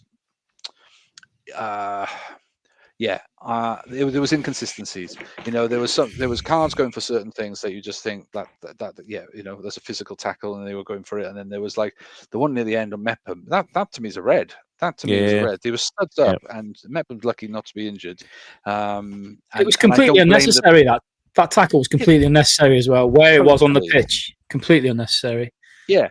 And with only a handful of minutes left, I know they're desperate for the win, trying to hold on to that win, because I do think there was a passage of play near the end where we were beginning to get a bit more rhythm. I think it helped bringing Sorba. I don't imagine we play him there very often, but Sorba coming in at right back was brilliant. He just again was just. I think it was just freshness. Nico was knackered, but at least then you've got somebody who can run, overlap, and get some crosses in. Wilson was trying, but was less effectual this time. Brooks seemed off it. I'm not sure, what was up with his game. Dan James had moments. Again, I think there was just some final decisions that were just we just needed to be more clinical up front and have. And I'm not saying that's a concern, but I think there's a pattern there, because if you look at some of the results we've had and the goals we've had, yes. Free kicks, corners, big, ball up front, and Kiefer getting onto the end of them or something like that. There was a time where we used to be able to play and a flick through and Harry and Brooks coming in on the wing and just deft passes. And just we didn't have the slickness. We weren't there for that. But I suppose if you make eight changes and fringe players in the squad, you could pretty much accept that, couldn't you? And it didn't have the Bellamy excitement that we've had at the previous kind of years worth of games. It was the least Bellamy type game that we've had. Even with the Kazakhstan game recently, we criticised that as being their least effective game that they've all had as a team. At least there was familiarity and there was structure, and they knew what they were trying to do. They just weren't doing it. This felt something different, but that's okay, because you asked me weeks ago about what you do in friendlies. How do you, this is exactly what a friendly's for. You trying something that there's no risks, because the Nations League has taken away friendlies throughout the year, which I think is a really positive thing. Genuinely think there's a much better thing. But then but then this still puts an element of competition on the friendlies.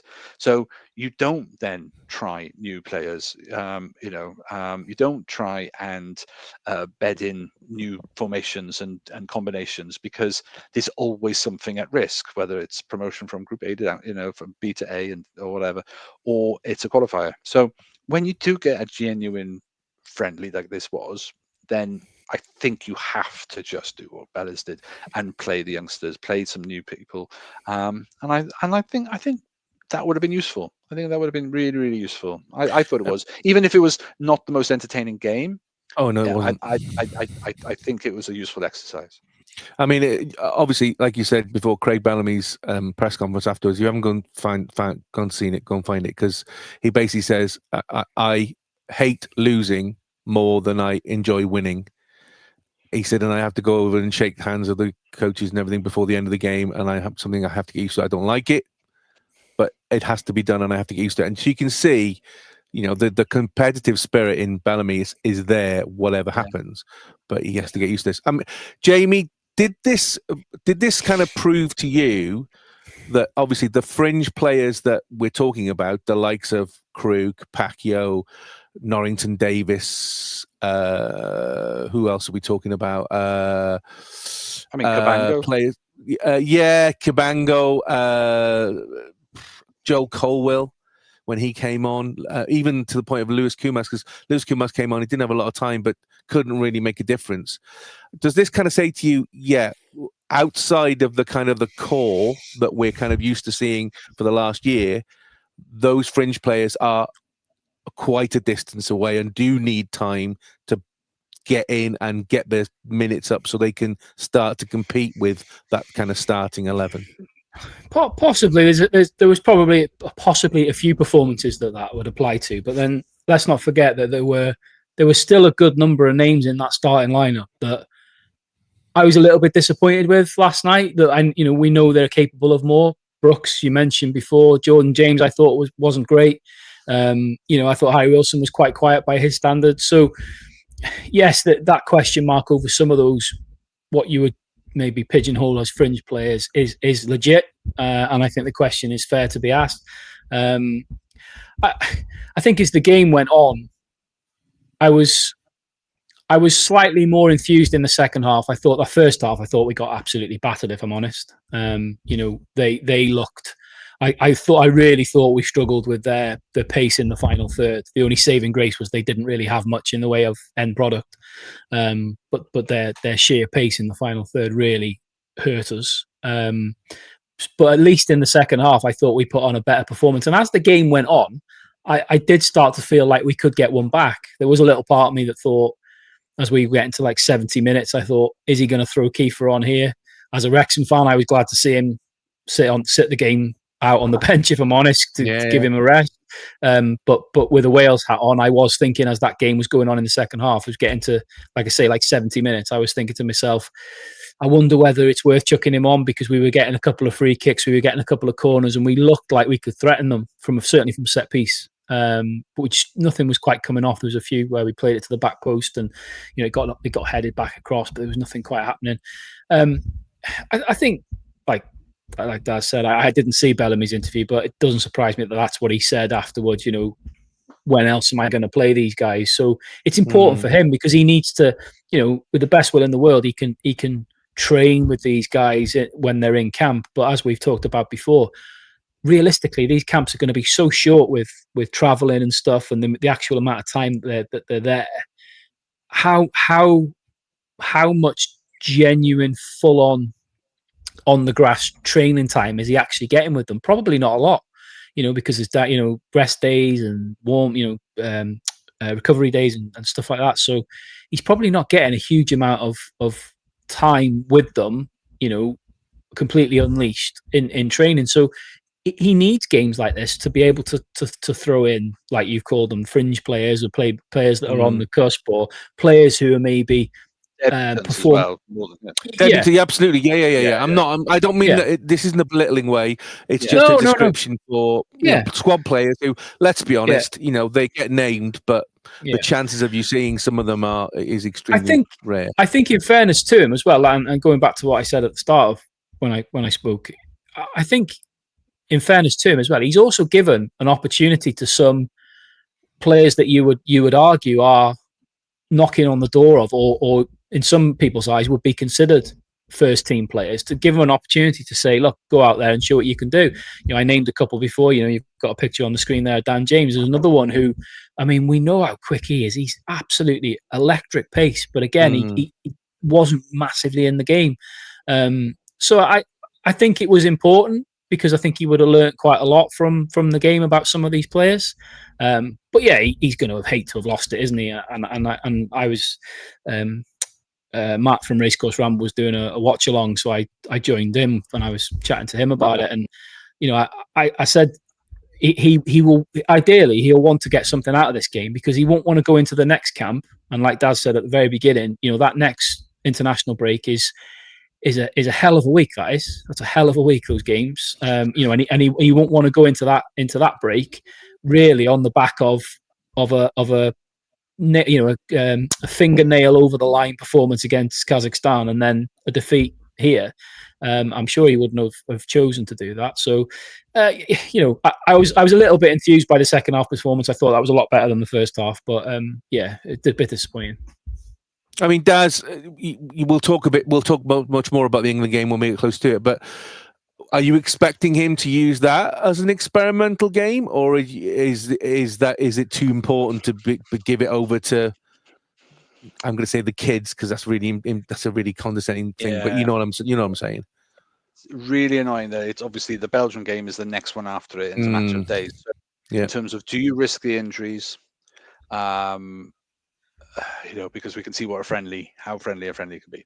Mm. But I also think he needs to, like Jamie said, use the time of the training camp, the squad, the set pieces, the formation, the understanding builds the more you play. If he can get, even if it's the starting 11 plays the England game, then the starting 11 plays the Belgium game, I wouldn't be at all surprised, because he is competitive in that way. Because it would rile him if he, you don't get the opportunity to play England at Wembley that often. No. We've lost the home nations tournament, so these come along very far and few between, and he'll want to try and prove himself against one of the best. And I would have said originally England was a team that you could have a go at. Yeah, I'm a bit worried that they're beginning to find a little bit of a groove, and that he's Tuchel's prepared to play some of the more younger, sort of up and coming, and they're genuine fringe players for England have come in through now. I got a funny feeling there's going to. I hate to say it. It will be the worst thing, won't it, that if we get spanked 4-0 by England going in then into the Belgian game. That's How does that help us? How does that help us? But equally, you put your strongest team out. You try desperately to beat them because you really want to, because it's England, and then you're exhausted, and then 3 or 4 days later you've got to then up your game for Belgium. Yeah, and the ginger knob turns up and probably scores. Anyway, he scored a couple of. I don't care what he's done. I don't. I was about to say, because he scored, their goal difference now, of course, is in another. This is the problem: is that North Macedonia won, was it 5-0? I think, something like that, and Belgium won 6-0. So yeah, both their goal differences now are highly elevated. Yeah. So it makes the game, our game against both of those teams, important. And the game against each other, because they still have to play each other. And that could be a key game. Here's a question for you, Daz. What would you prefer? Belgium win, North Macedonia win, or a draw right now?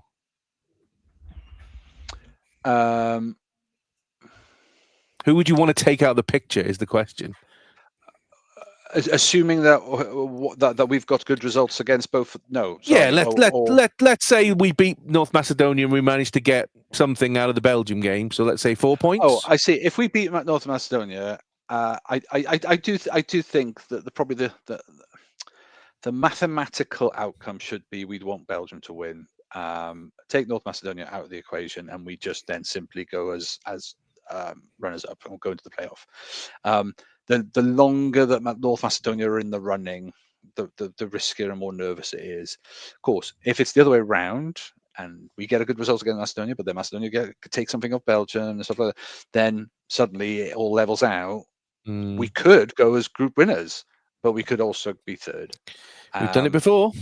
Done it before, haven't we? Let's be honest. So let's see. But also, I haven't looked to see what the games are. So when we're playing England, there'll be 2 games in the group. Yes. And so I think North Macedonia Belgium is the game while we're playing England. So we'll know what we need to do by the time we meet Belgium, which could be useful. Our last game of this campaign in November is at home against North Macedonia. So could be a winner takes all, could be clincher, which would be brilliant. Because again, I don't know much about North Macedonia, but I'm surprised they're doing as well as they are. I can't believe they're that good. I know they drew against us, but no, they've had an improvement because they're just well organized and they're passionate and teams in that the same with the Albania I just think historically they may not have the track record, but I just think they're always up for it, and they're a physical team. They're a very physical team. We think sometimes that we've got bad. You wouldn't want to be a Republic of Ireland fan right now because they are absolutely in the toilet. 2 matches in and they've kissed qualification goodbye. They haven't got a path through the playoffs. Yeah. They're done. They're done. I watched the highlights of the game. I think was it a 2-1 loss to Armenia? I think, and they were awful. I didn't see the Republic. I watched Germany against Northern Ireland. Northern Ireland, yeah. and Scotland's games. Scotland doing really well. Scotland are doing really well. Really well. They've obviously had a little bit of a resilience after their mini slump. So, it would be nice, wouldn't it? If England are going to do it, because let's be honest, they. But the way that's set up at the moment, their opposition is so far below them in skill level. Yeah. They basically just have to turn up. But England always win every group, like virtually, 5 games to 0, maximum points, and always get through to tournaments. And then they don't get tested before they get to the major tournament. No. At least we know what we got to do to beat a team like Belgium. We know what we got to do to compete against these challenging sides. I hope, anyway. But it would be great if England, Scotland, and us all qualified for the World Cup in America, because you can imagine all of us going out there and tearing the place up. Not literally, obviously. From a joyous point of view, obviously. There could be a party or two, you're right. Yeah, I think you're right.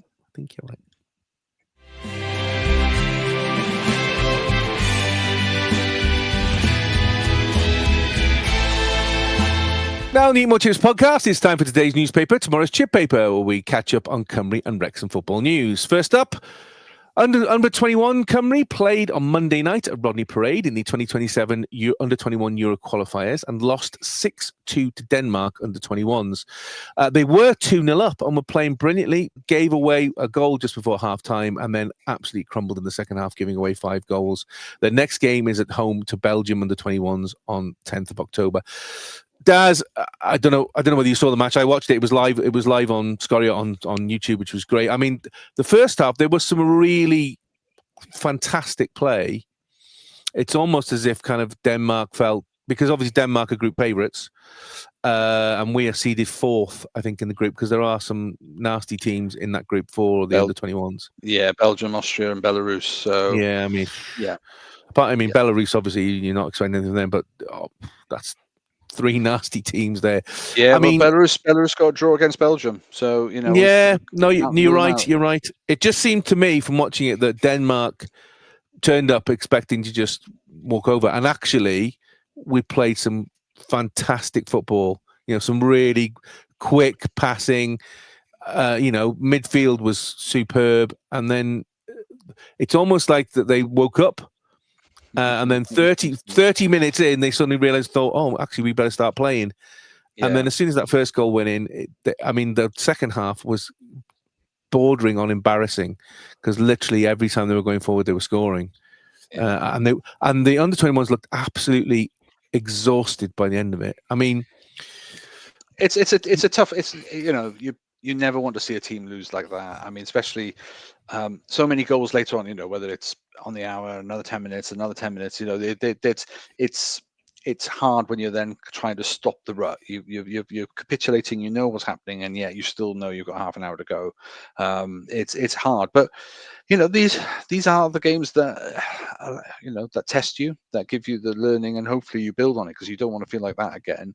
But I also think that they have to also draw on the fact that they were quick out of the blocks, some quality play, so they know what they can do. It's just being able to sustain that for 90 minutes, and the more times they play these kind of quality opposition, Denmark are the favourite. So to take that, as a appreciate they've got the return leg at some point, but otherwise, everybody else is also going to meet Denmark. So so let's not be too downhearted. For under 21s, they're big buggers as well. They're big lads, considering they're all under 21s. I was looking at them going, there is no way he's under 21. Obviously he is, because you can't lie about that. They just go down the local basketball team and just say, you guys are now also playing football. Unbelievable. It's unbelievable. The 77th Primetime Creative Arts Emmys were on this week, covering programmes from the 1st of June 2024 to May the 1st, 2025. Welcome to Wrexham, of course, was nominated 3 times. They were nominated in the Outstanding Unstructured Reality Programme. Unfortunately, they didn't win that one, but they did win for the Outstanding Picture Editing for an Unstructured Reality Programme for the episode Down to the Wire. That's Sam Frickle, Jenny Cromwell, I'm really sorry if I got your names badly, if you are listening, Mohamed El Manasterli, Michael Oliver, Tim Roche, Matt Wafey, Steve Welch, and Tim Wilsbach.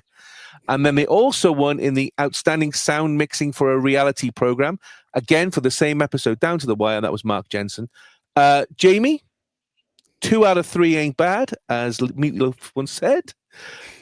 Just shows, doesn't it, that how, what a fun... I mean, to win an Emmy is a major achievement, because you're talking about the whole of the American, television streaming industry. But to win... Obviously, they won Emmys last year. To win 2 Emmys this year, it just shows how good a package Welcome to Wrexham is. Absolutely. When I think you have to probably have a little bit of understanding about how big the Emmys are in that industry. I suppose to somebody that's maybe just a football fan and is not really that interested in it or whatever, it's probably neither here nor there. But the Emmys are a huge thing. So, like you say, to have won 2, but I think what's that? Is that like 6 or 7 in total they've won now for it? Over 2 years, yeah.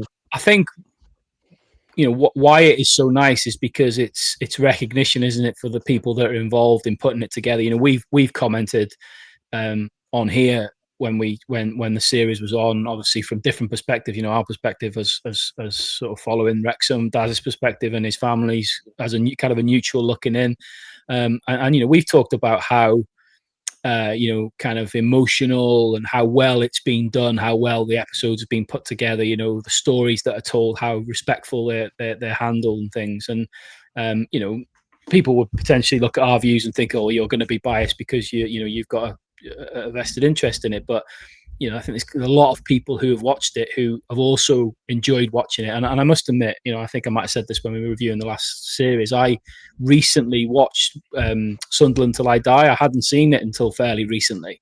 And as thoroughly as enjoyable as it was, I didn't think it was a patch on Welcome to Wrexham and the way they put it together. And then the same with that. Well, yeah. Do you think the Birmingham one is going to be winning any Emmys? To be honest, the I Love Myself Tom Brady show. Compared to that one, again, I enjoyed watching that for a few reasons, but to me, it wasn't a patch on the Wrexham one. So stuff like this is a really nice recognition, isn't it, for all the people who work, obviously put a lot of time, a lot of effort in behind the scenes to produce and develop it and actually film it and put it out there for it to be what it is. So for them guys, it's great that they're getting recognition. Probably to them, winning an Emmy for that is probably like us getting promotion. It's kind of the same kind of level of it's acknowledgement, isn't it, for their work. So for them guys, I'm chuffed a bit. Yeah. And as we know, both being at the sharp end and long in the tooth for far too many years, the people behind the scenes of the arts often are the ones that don't get the credit.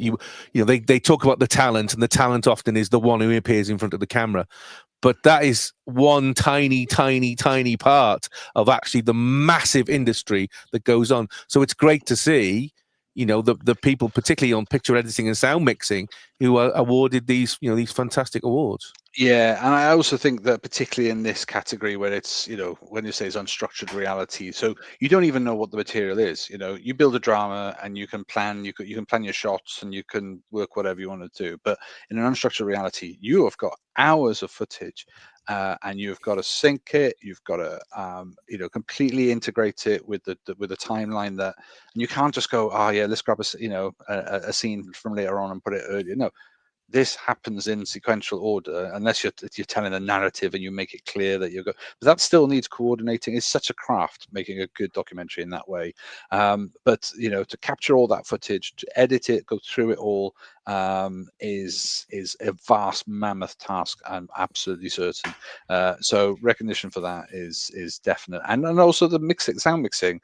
I'm sure people probably don't recognize how difficult sound mixing is when you've got thousands of voices, you want the kick, you want the thud, you want the ball rattling the net, but you also want to get a reasonable amount of the crowd doing this, and it's a skill, and again, recognition. So yeah, brilliant.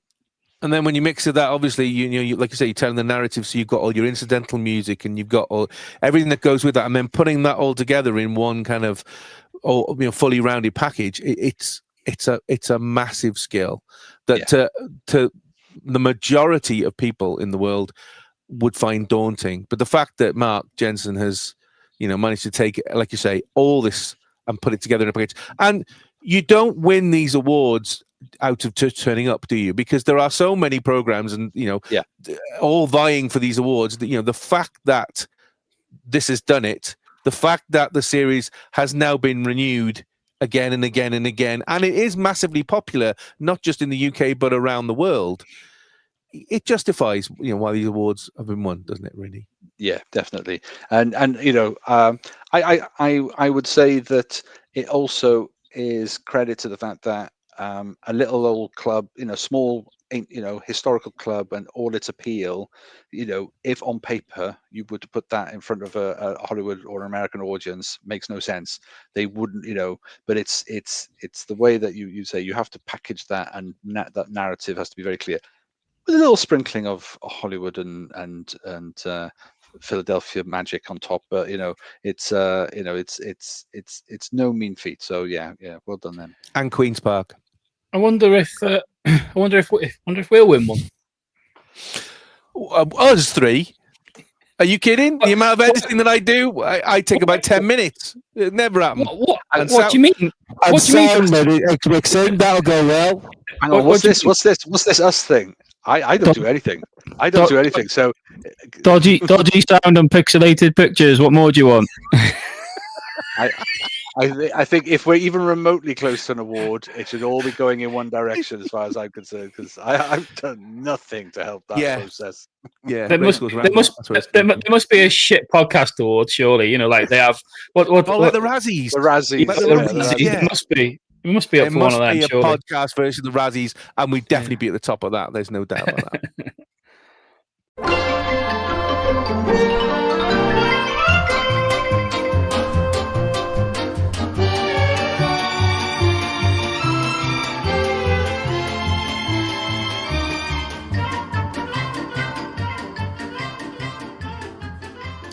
Fluff up the chips and stop the cat licking the fish. It's time for the chip shop. Daz and Jamie are poised to doll out a fresh batch of, I haven't got a clue, I don't know what I'm doing, because that's how Daz seems to be able to nearly get the right results.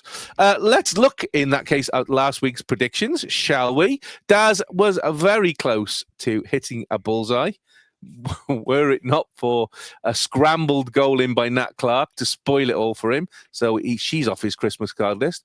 But we all predicted that Wrexham would win, which they did. And then Cymru Canada, I take absolutely no joy in the fact that I was the only one to predict that Canada would win, while these two gentlemen picked a draw, because it could have been a draw had Cymru managed to take any of the chances that they had.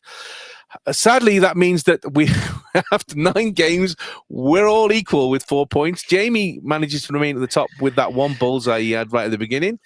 And I managed to sneak into second. Yes, well done. I managed to sneak in second on alphabetical of my name only. If Daz had kept with last year's name, he'd have been second. So unlucky Daz. Anyway. There you go. That's the lineup for us. So it just shows we know absolutely nothing. So first into the fryer tonight, it's Queen's Park Rangers. And when I say Queen's Park Rangers, not obviously Kaya Park Rangers, because that would be a totally different thing. Queen's Park Rangers then, welcome to the Stoke Kairos on Saturday the 13th September, kick-off at 3 p.m. BST. Queen's Park Rangers have been in the Championship since 1996, except dropping into League One between 2001 and 2004, and 2 minor promotions to the Premiership in 2011 and 2015. Last season, they finished 15th in the Championship with 14 wins, 14 draws, 18 losses, goal difference of -10 and 56 points. This season so far, they've drawn 1-1 at home to Preston North End, lost 2-1 away at Watford, lost 7-1 away at Coventry City, ouch, and won 3-1 at home to Charlton Athletic in the Championship. However, they have also lost in round 1 of the League Cup, 3-2 away at Plymouth. In the transfer market, they've had a net spend of about $5.5 million. Notable signings have been Richard Kone, who we all know from Wycombe Wanderers, for about £2.5 million, and Kwame Poku from Peterborough United, again, somebody we know, on a free. Wrexham and QPR have met head-to-head 18 times over the years. Wrexham have won 5, drawn 4, and lost 9. The last time QPR and Wrexham met was at Loftus Road in March 2004, where we lost 2-0. And the chips are done.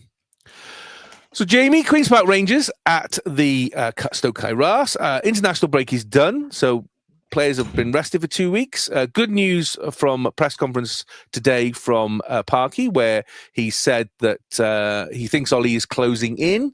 He just wanted to make sure that Ollie got through the week in training, and the signs are looking positive, and he thinks he'll be back in a couple of weeks. So obviously he won't be there on Saturday, but that's good. I mean, let's talk first of all about a lineup, because obviously we had those late 3 signings on around kind of signing day. What kind are you expecting? Kind of any major changes to the ones where the team that we had versus Millwall? I haven't got a clue.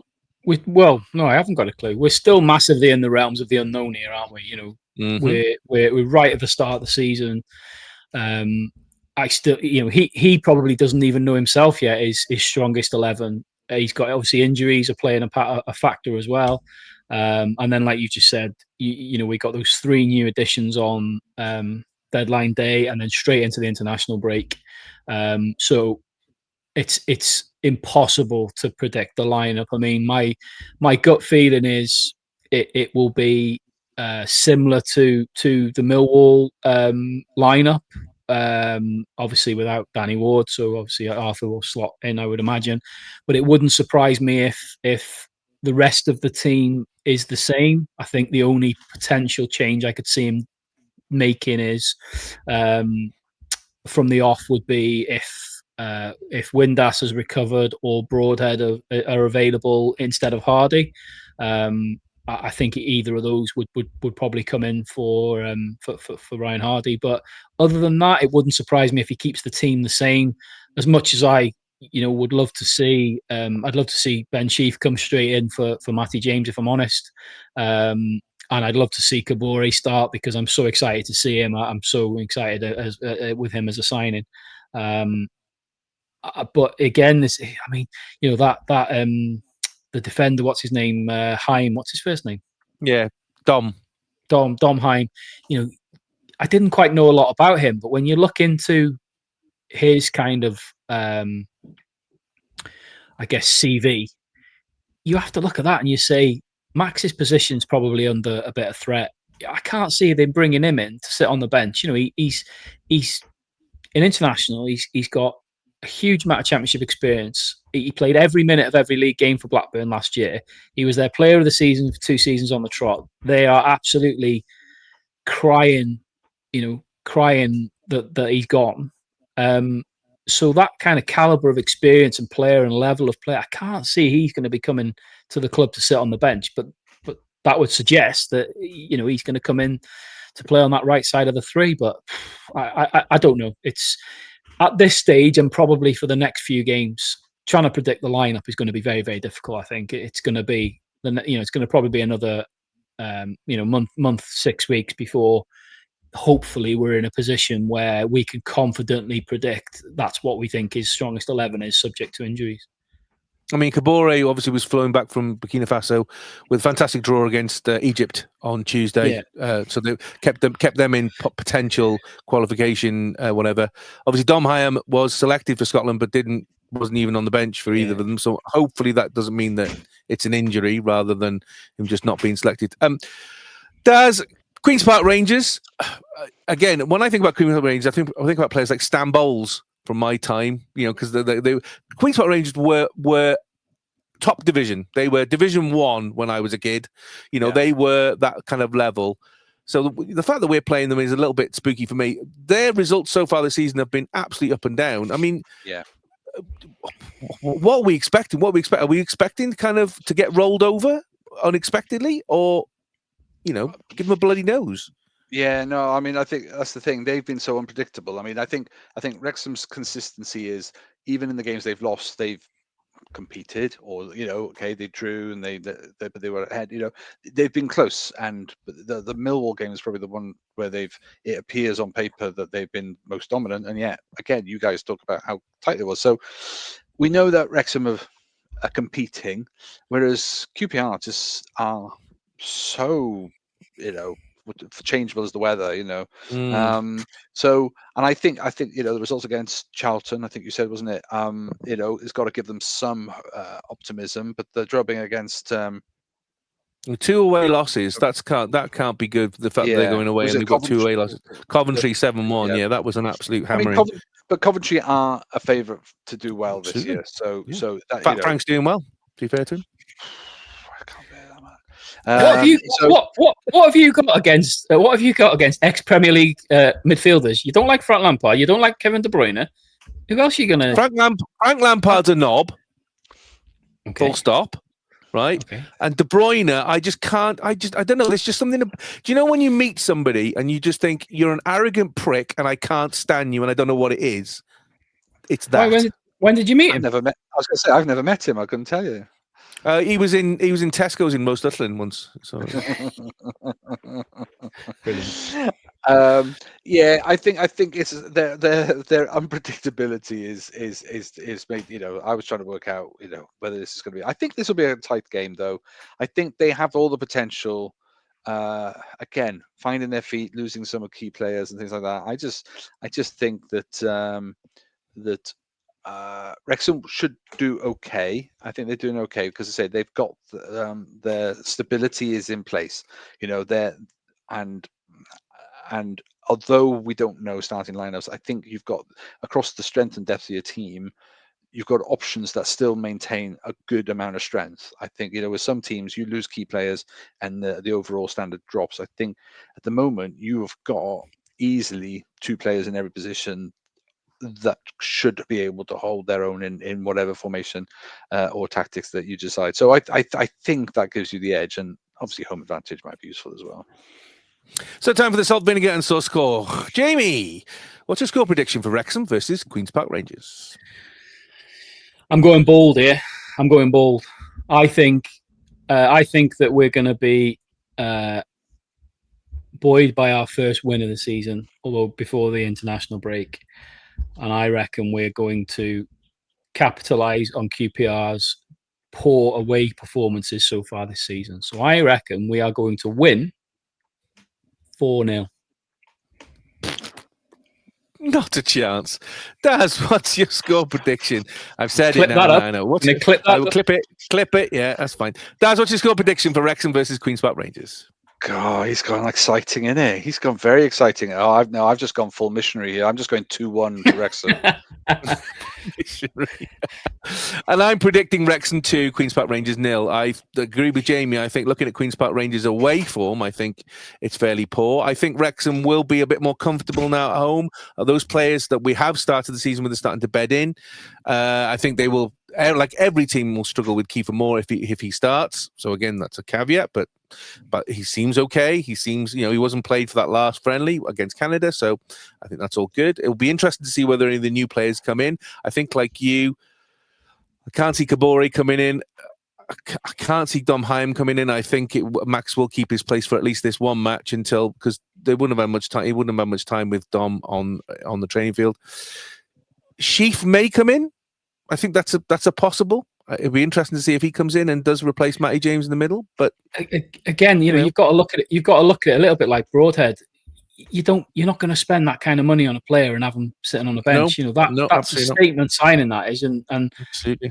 With respect to Matty James, I think he does definitely still offer something, but I just don't think he's got the legs to get around the pitch like you need to in this league, and that's why I think they brought Sheaf in. So I agree with you. It wouldn't surprise me. As much as I don't expect him to change it for Saturday, it wouldn't surprise me. No. So let's wrap those chips up to keep them warm. And next into the fryer, it's Barry Town United Women. Wrexham Women play their first home game at The Rock on Sunday, 14th September. Kickoff 5:10 p.m. BST. It is live on Scoria on YouTube. You too, I'm looking at. No excuses. Not watching the game. Watching the pair of you. Be live on Scoria on YouTube. Last year, Barry finished 6th in the Adran. league with 4 wins, 5 draws, 5 losses, goal difference of -3 and 17 points. This year, of course, they've played only one game, lost at home to Swansea City 4-0. Their goalkeeper was sent off on 23 minutes, which hamstrung them. I'm not quite sure, because I've not seen the full thing, whether they actually then had another keeper to bring on. I'm guessing they did. Although you're not sure with a 4-0 whether they just had to put an outfield player on. I'll have to do some more research on that one. Wrexham and Barry met 3 times last year, twice in the league, once in the Adran Trophy. Wrexham won 2 and lost 1. And the chips are done.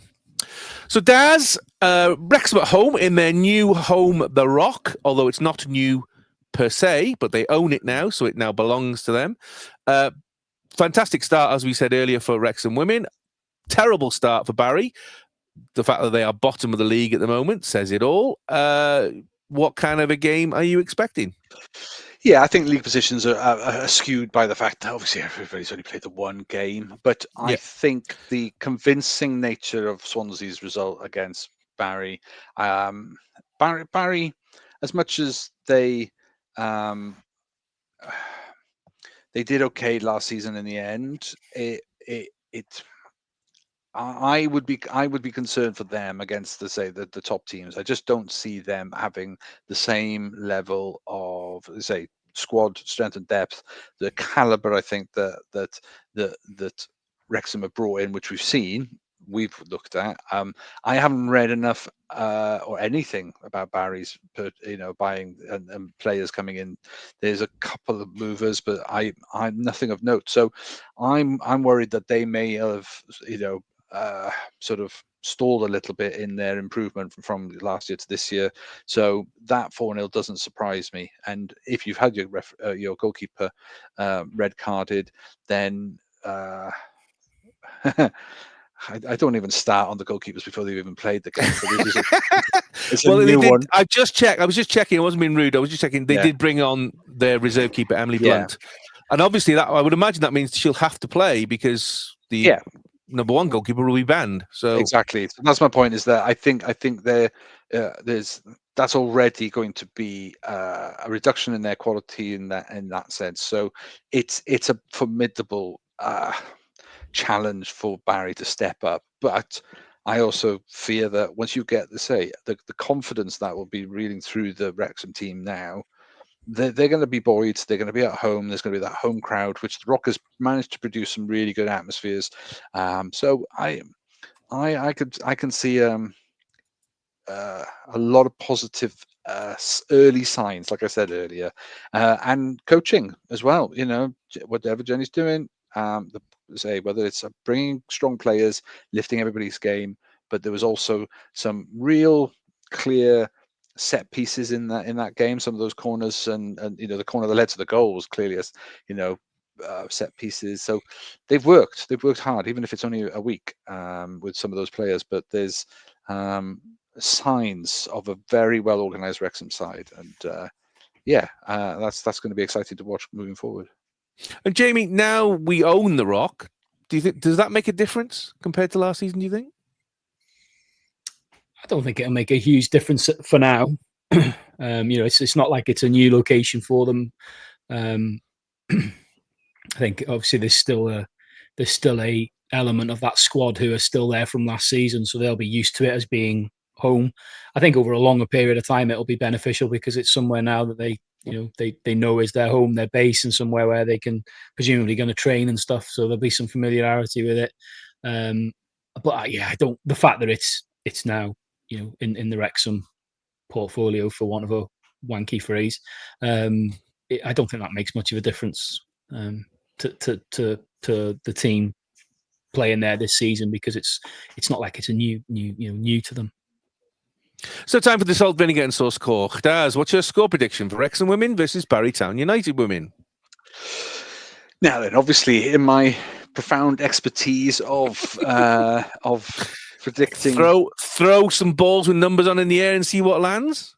No. That can I just say, my bold prediction last week was based on a fair amount of You said I haven't got a clue. That's what you said on the pod. Yeah, but that was I asked you when you went, I haven't got a clue. Yeah, but that was between whether it was 1, 2, 3 goals to concede and 4, 5, 6 goals to score. I mean, it could be anything. But I always said the caliber of buying the players they brought in really did feel like next level. And justify it any way you want. You stuck your finger in the air and wet it and went, yeah, the wind's blowing from the north. Okay, that's what you did. Well, this wind is still northward blowing. So, on that basis, it's going to be another strong result for Wrexham. Excellent, good. And Jamie's already done a 4-0. So, I mean, God, even he's getting the wind. So he's definitely got the wind. Okay, what I can't decide is whether or not Wrexham will concede.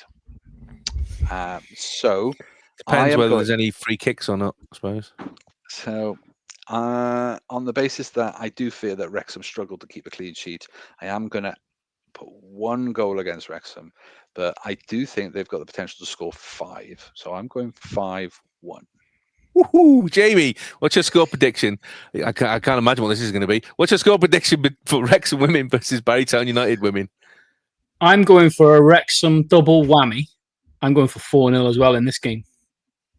Excellent. And I'm predicting Wrexham Women 4, Barrytown United Women 1. I agree with you completely.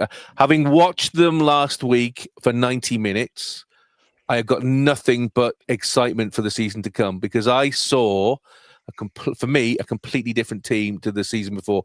Maybe towards the end of the season when they started to fight, and then the kind of last games just let them down when they ran out of steam. But to come out with that, I'm massively excited, not just by the new players who have come in, but what they are doing to the players who have played for the club for a number of years.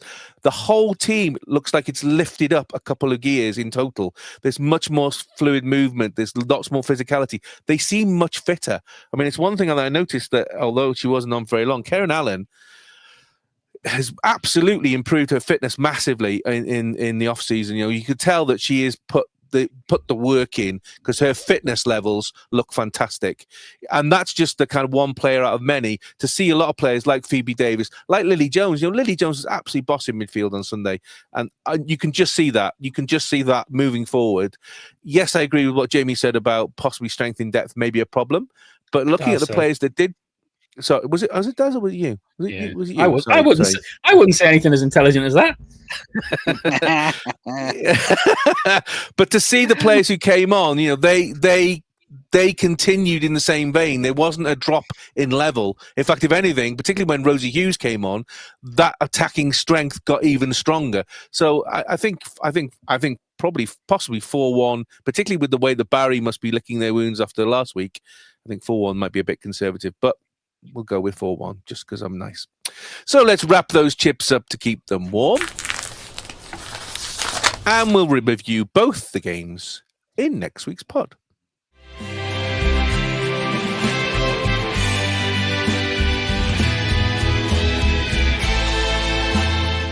Right, all done for this week. Next week, we'll look back at QPR's visit to the racecourse, Barrytown's visit to the Rock, and we'll look forward to the return to Carrow Road in Norwich City. First time since the 1980s, for those of us who are old enough to remember. Wrexham Women obviously will be taking the trip over the border to local rivals TNS Women. And we'll see if Jack Marriott can seek a revenge as Reading visit the Stoke Kairas in round 3 of the Carabao Cup. We'll be discussing all those games next week. Please let us know in all the usual channels, whether it be comments on YouTube or comments on Spotify, or send us an email if you want, eatmorechipspodcast, all one word at gmail.com. Asking us questions is absolutely fine. Some people direct messages on Twitter. Mox, I'm looking at you. Obviously, whichever way you want to, please, we love to hear your comments. Particularly Jamie, when he gets criticised for dissing Parky, he absolutely loves that bit. So make sure you keep those coming in, definitely. Yeah, please do. Of course, we can't do this without the two gentlemen who sit alongside me, who invaluably turn up and occasionally watch you've got to watch the match on Sunday, boys. It's on Scorio. Just stick it on in the background. Yeah, but hang on. Right, just for the record, it's this season as well. Don't forget that the women's games are on. If they're not on Scorio, they're being streamed on the Wrexham website, so they're all available. but it's just the ability to actually be able to watch them live is the problem. Look, I know the two of you are devout Christians and you have to watch Songs of Praise. I get that. But for this week, record Songs of Praise and watch the women's match live. It's Highway to Heaven for me every time. Highway with Harry Seacombe. That's what it is. Oh, for me. Anyway, thank you, Daz. You're welcome. See you next week, guys. And thank you, Jamie. My pleasure. I've been Welsh Techie. The flag was at the Canada game, although it was probably difficult to see because some kid put his coat over it. I was just going to say, you just reminded me. I meant to say to you, actually, when I saw it on the TV, somebody put a coat over Chip, so it just said "eat more." That's all you could see. Yes, I know. Do you know what? Still a good message. It was a great message. And to be fair, I mean, I had great seats because I was right at the front on that up thing, so I could put the flag directly in front of me. The amount of people who came and took pictures, kids standing in front of it, wanting their dads to take pictures. At one point, the Welsh Dragon mascot who I took a picture of and said, "Oh, look, Kiefer Moore's arrived." This kid was ignoring the dragon and he wanted his dad to have a picture taken in front of the flag. And I'm like, well, we made it. We can beat the Welsh. We can beat the Welsh mascot because whatever. So, yeah, brilliant. But thank you to everybody. The one guy came up to me as well. He said, "Is this your flag?" I said, "Well, it's mine and Daz's flag, but yeah, we do it." He said, "Oh, this has been coming for years. I love seeing it because you're in the corner, down you in the CCS." Yeah. He said, "Oh, I love seeing it. It's great. I can't believe it's been around that long." And we had a proper conversation, which was lovely. So thank you to you, whoever you are. I didn't catch your name. I'm really sorry, but thank you to everybody who kind of smiled. The amount of stewards, one steward walked past, looked at the flag, and went, "I love that." So yeah, fantastic. So thank you to everybody who was positive. I've been Welsh Techie anyway. I can't talk about the flag anymore because I'll get told off. But obviously, Wrexham back at the Stoke Kairas. Come on, Cymru, and come on the town.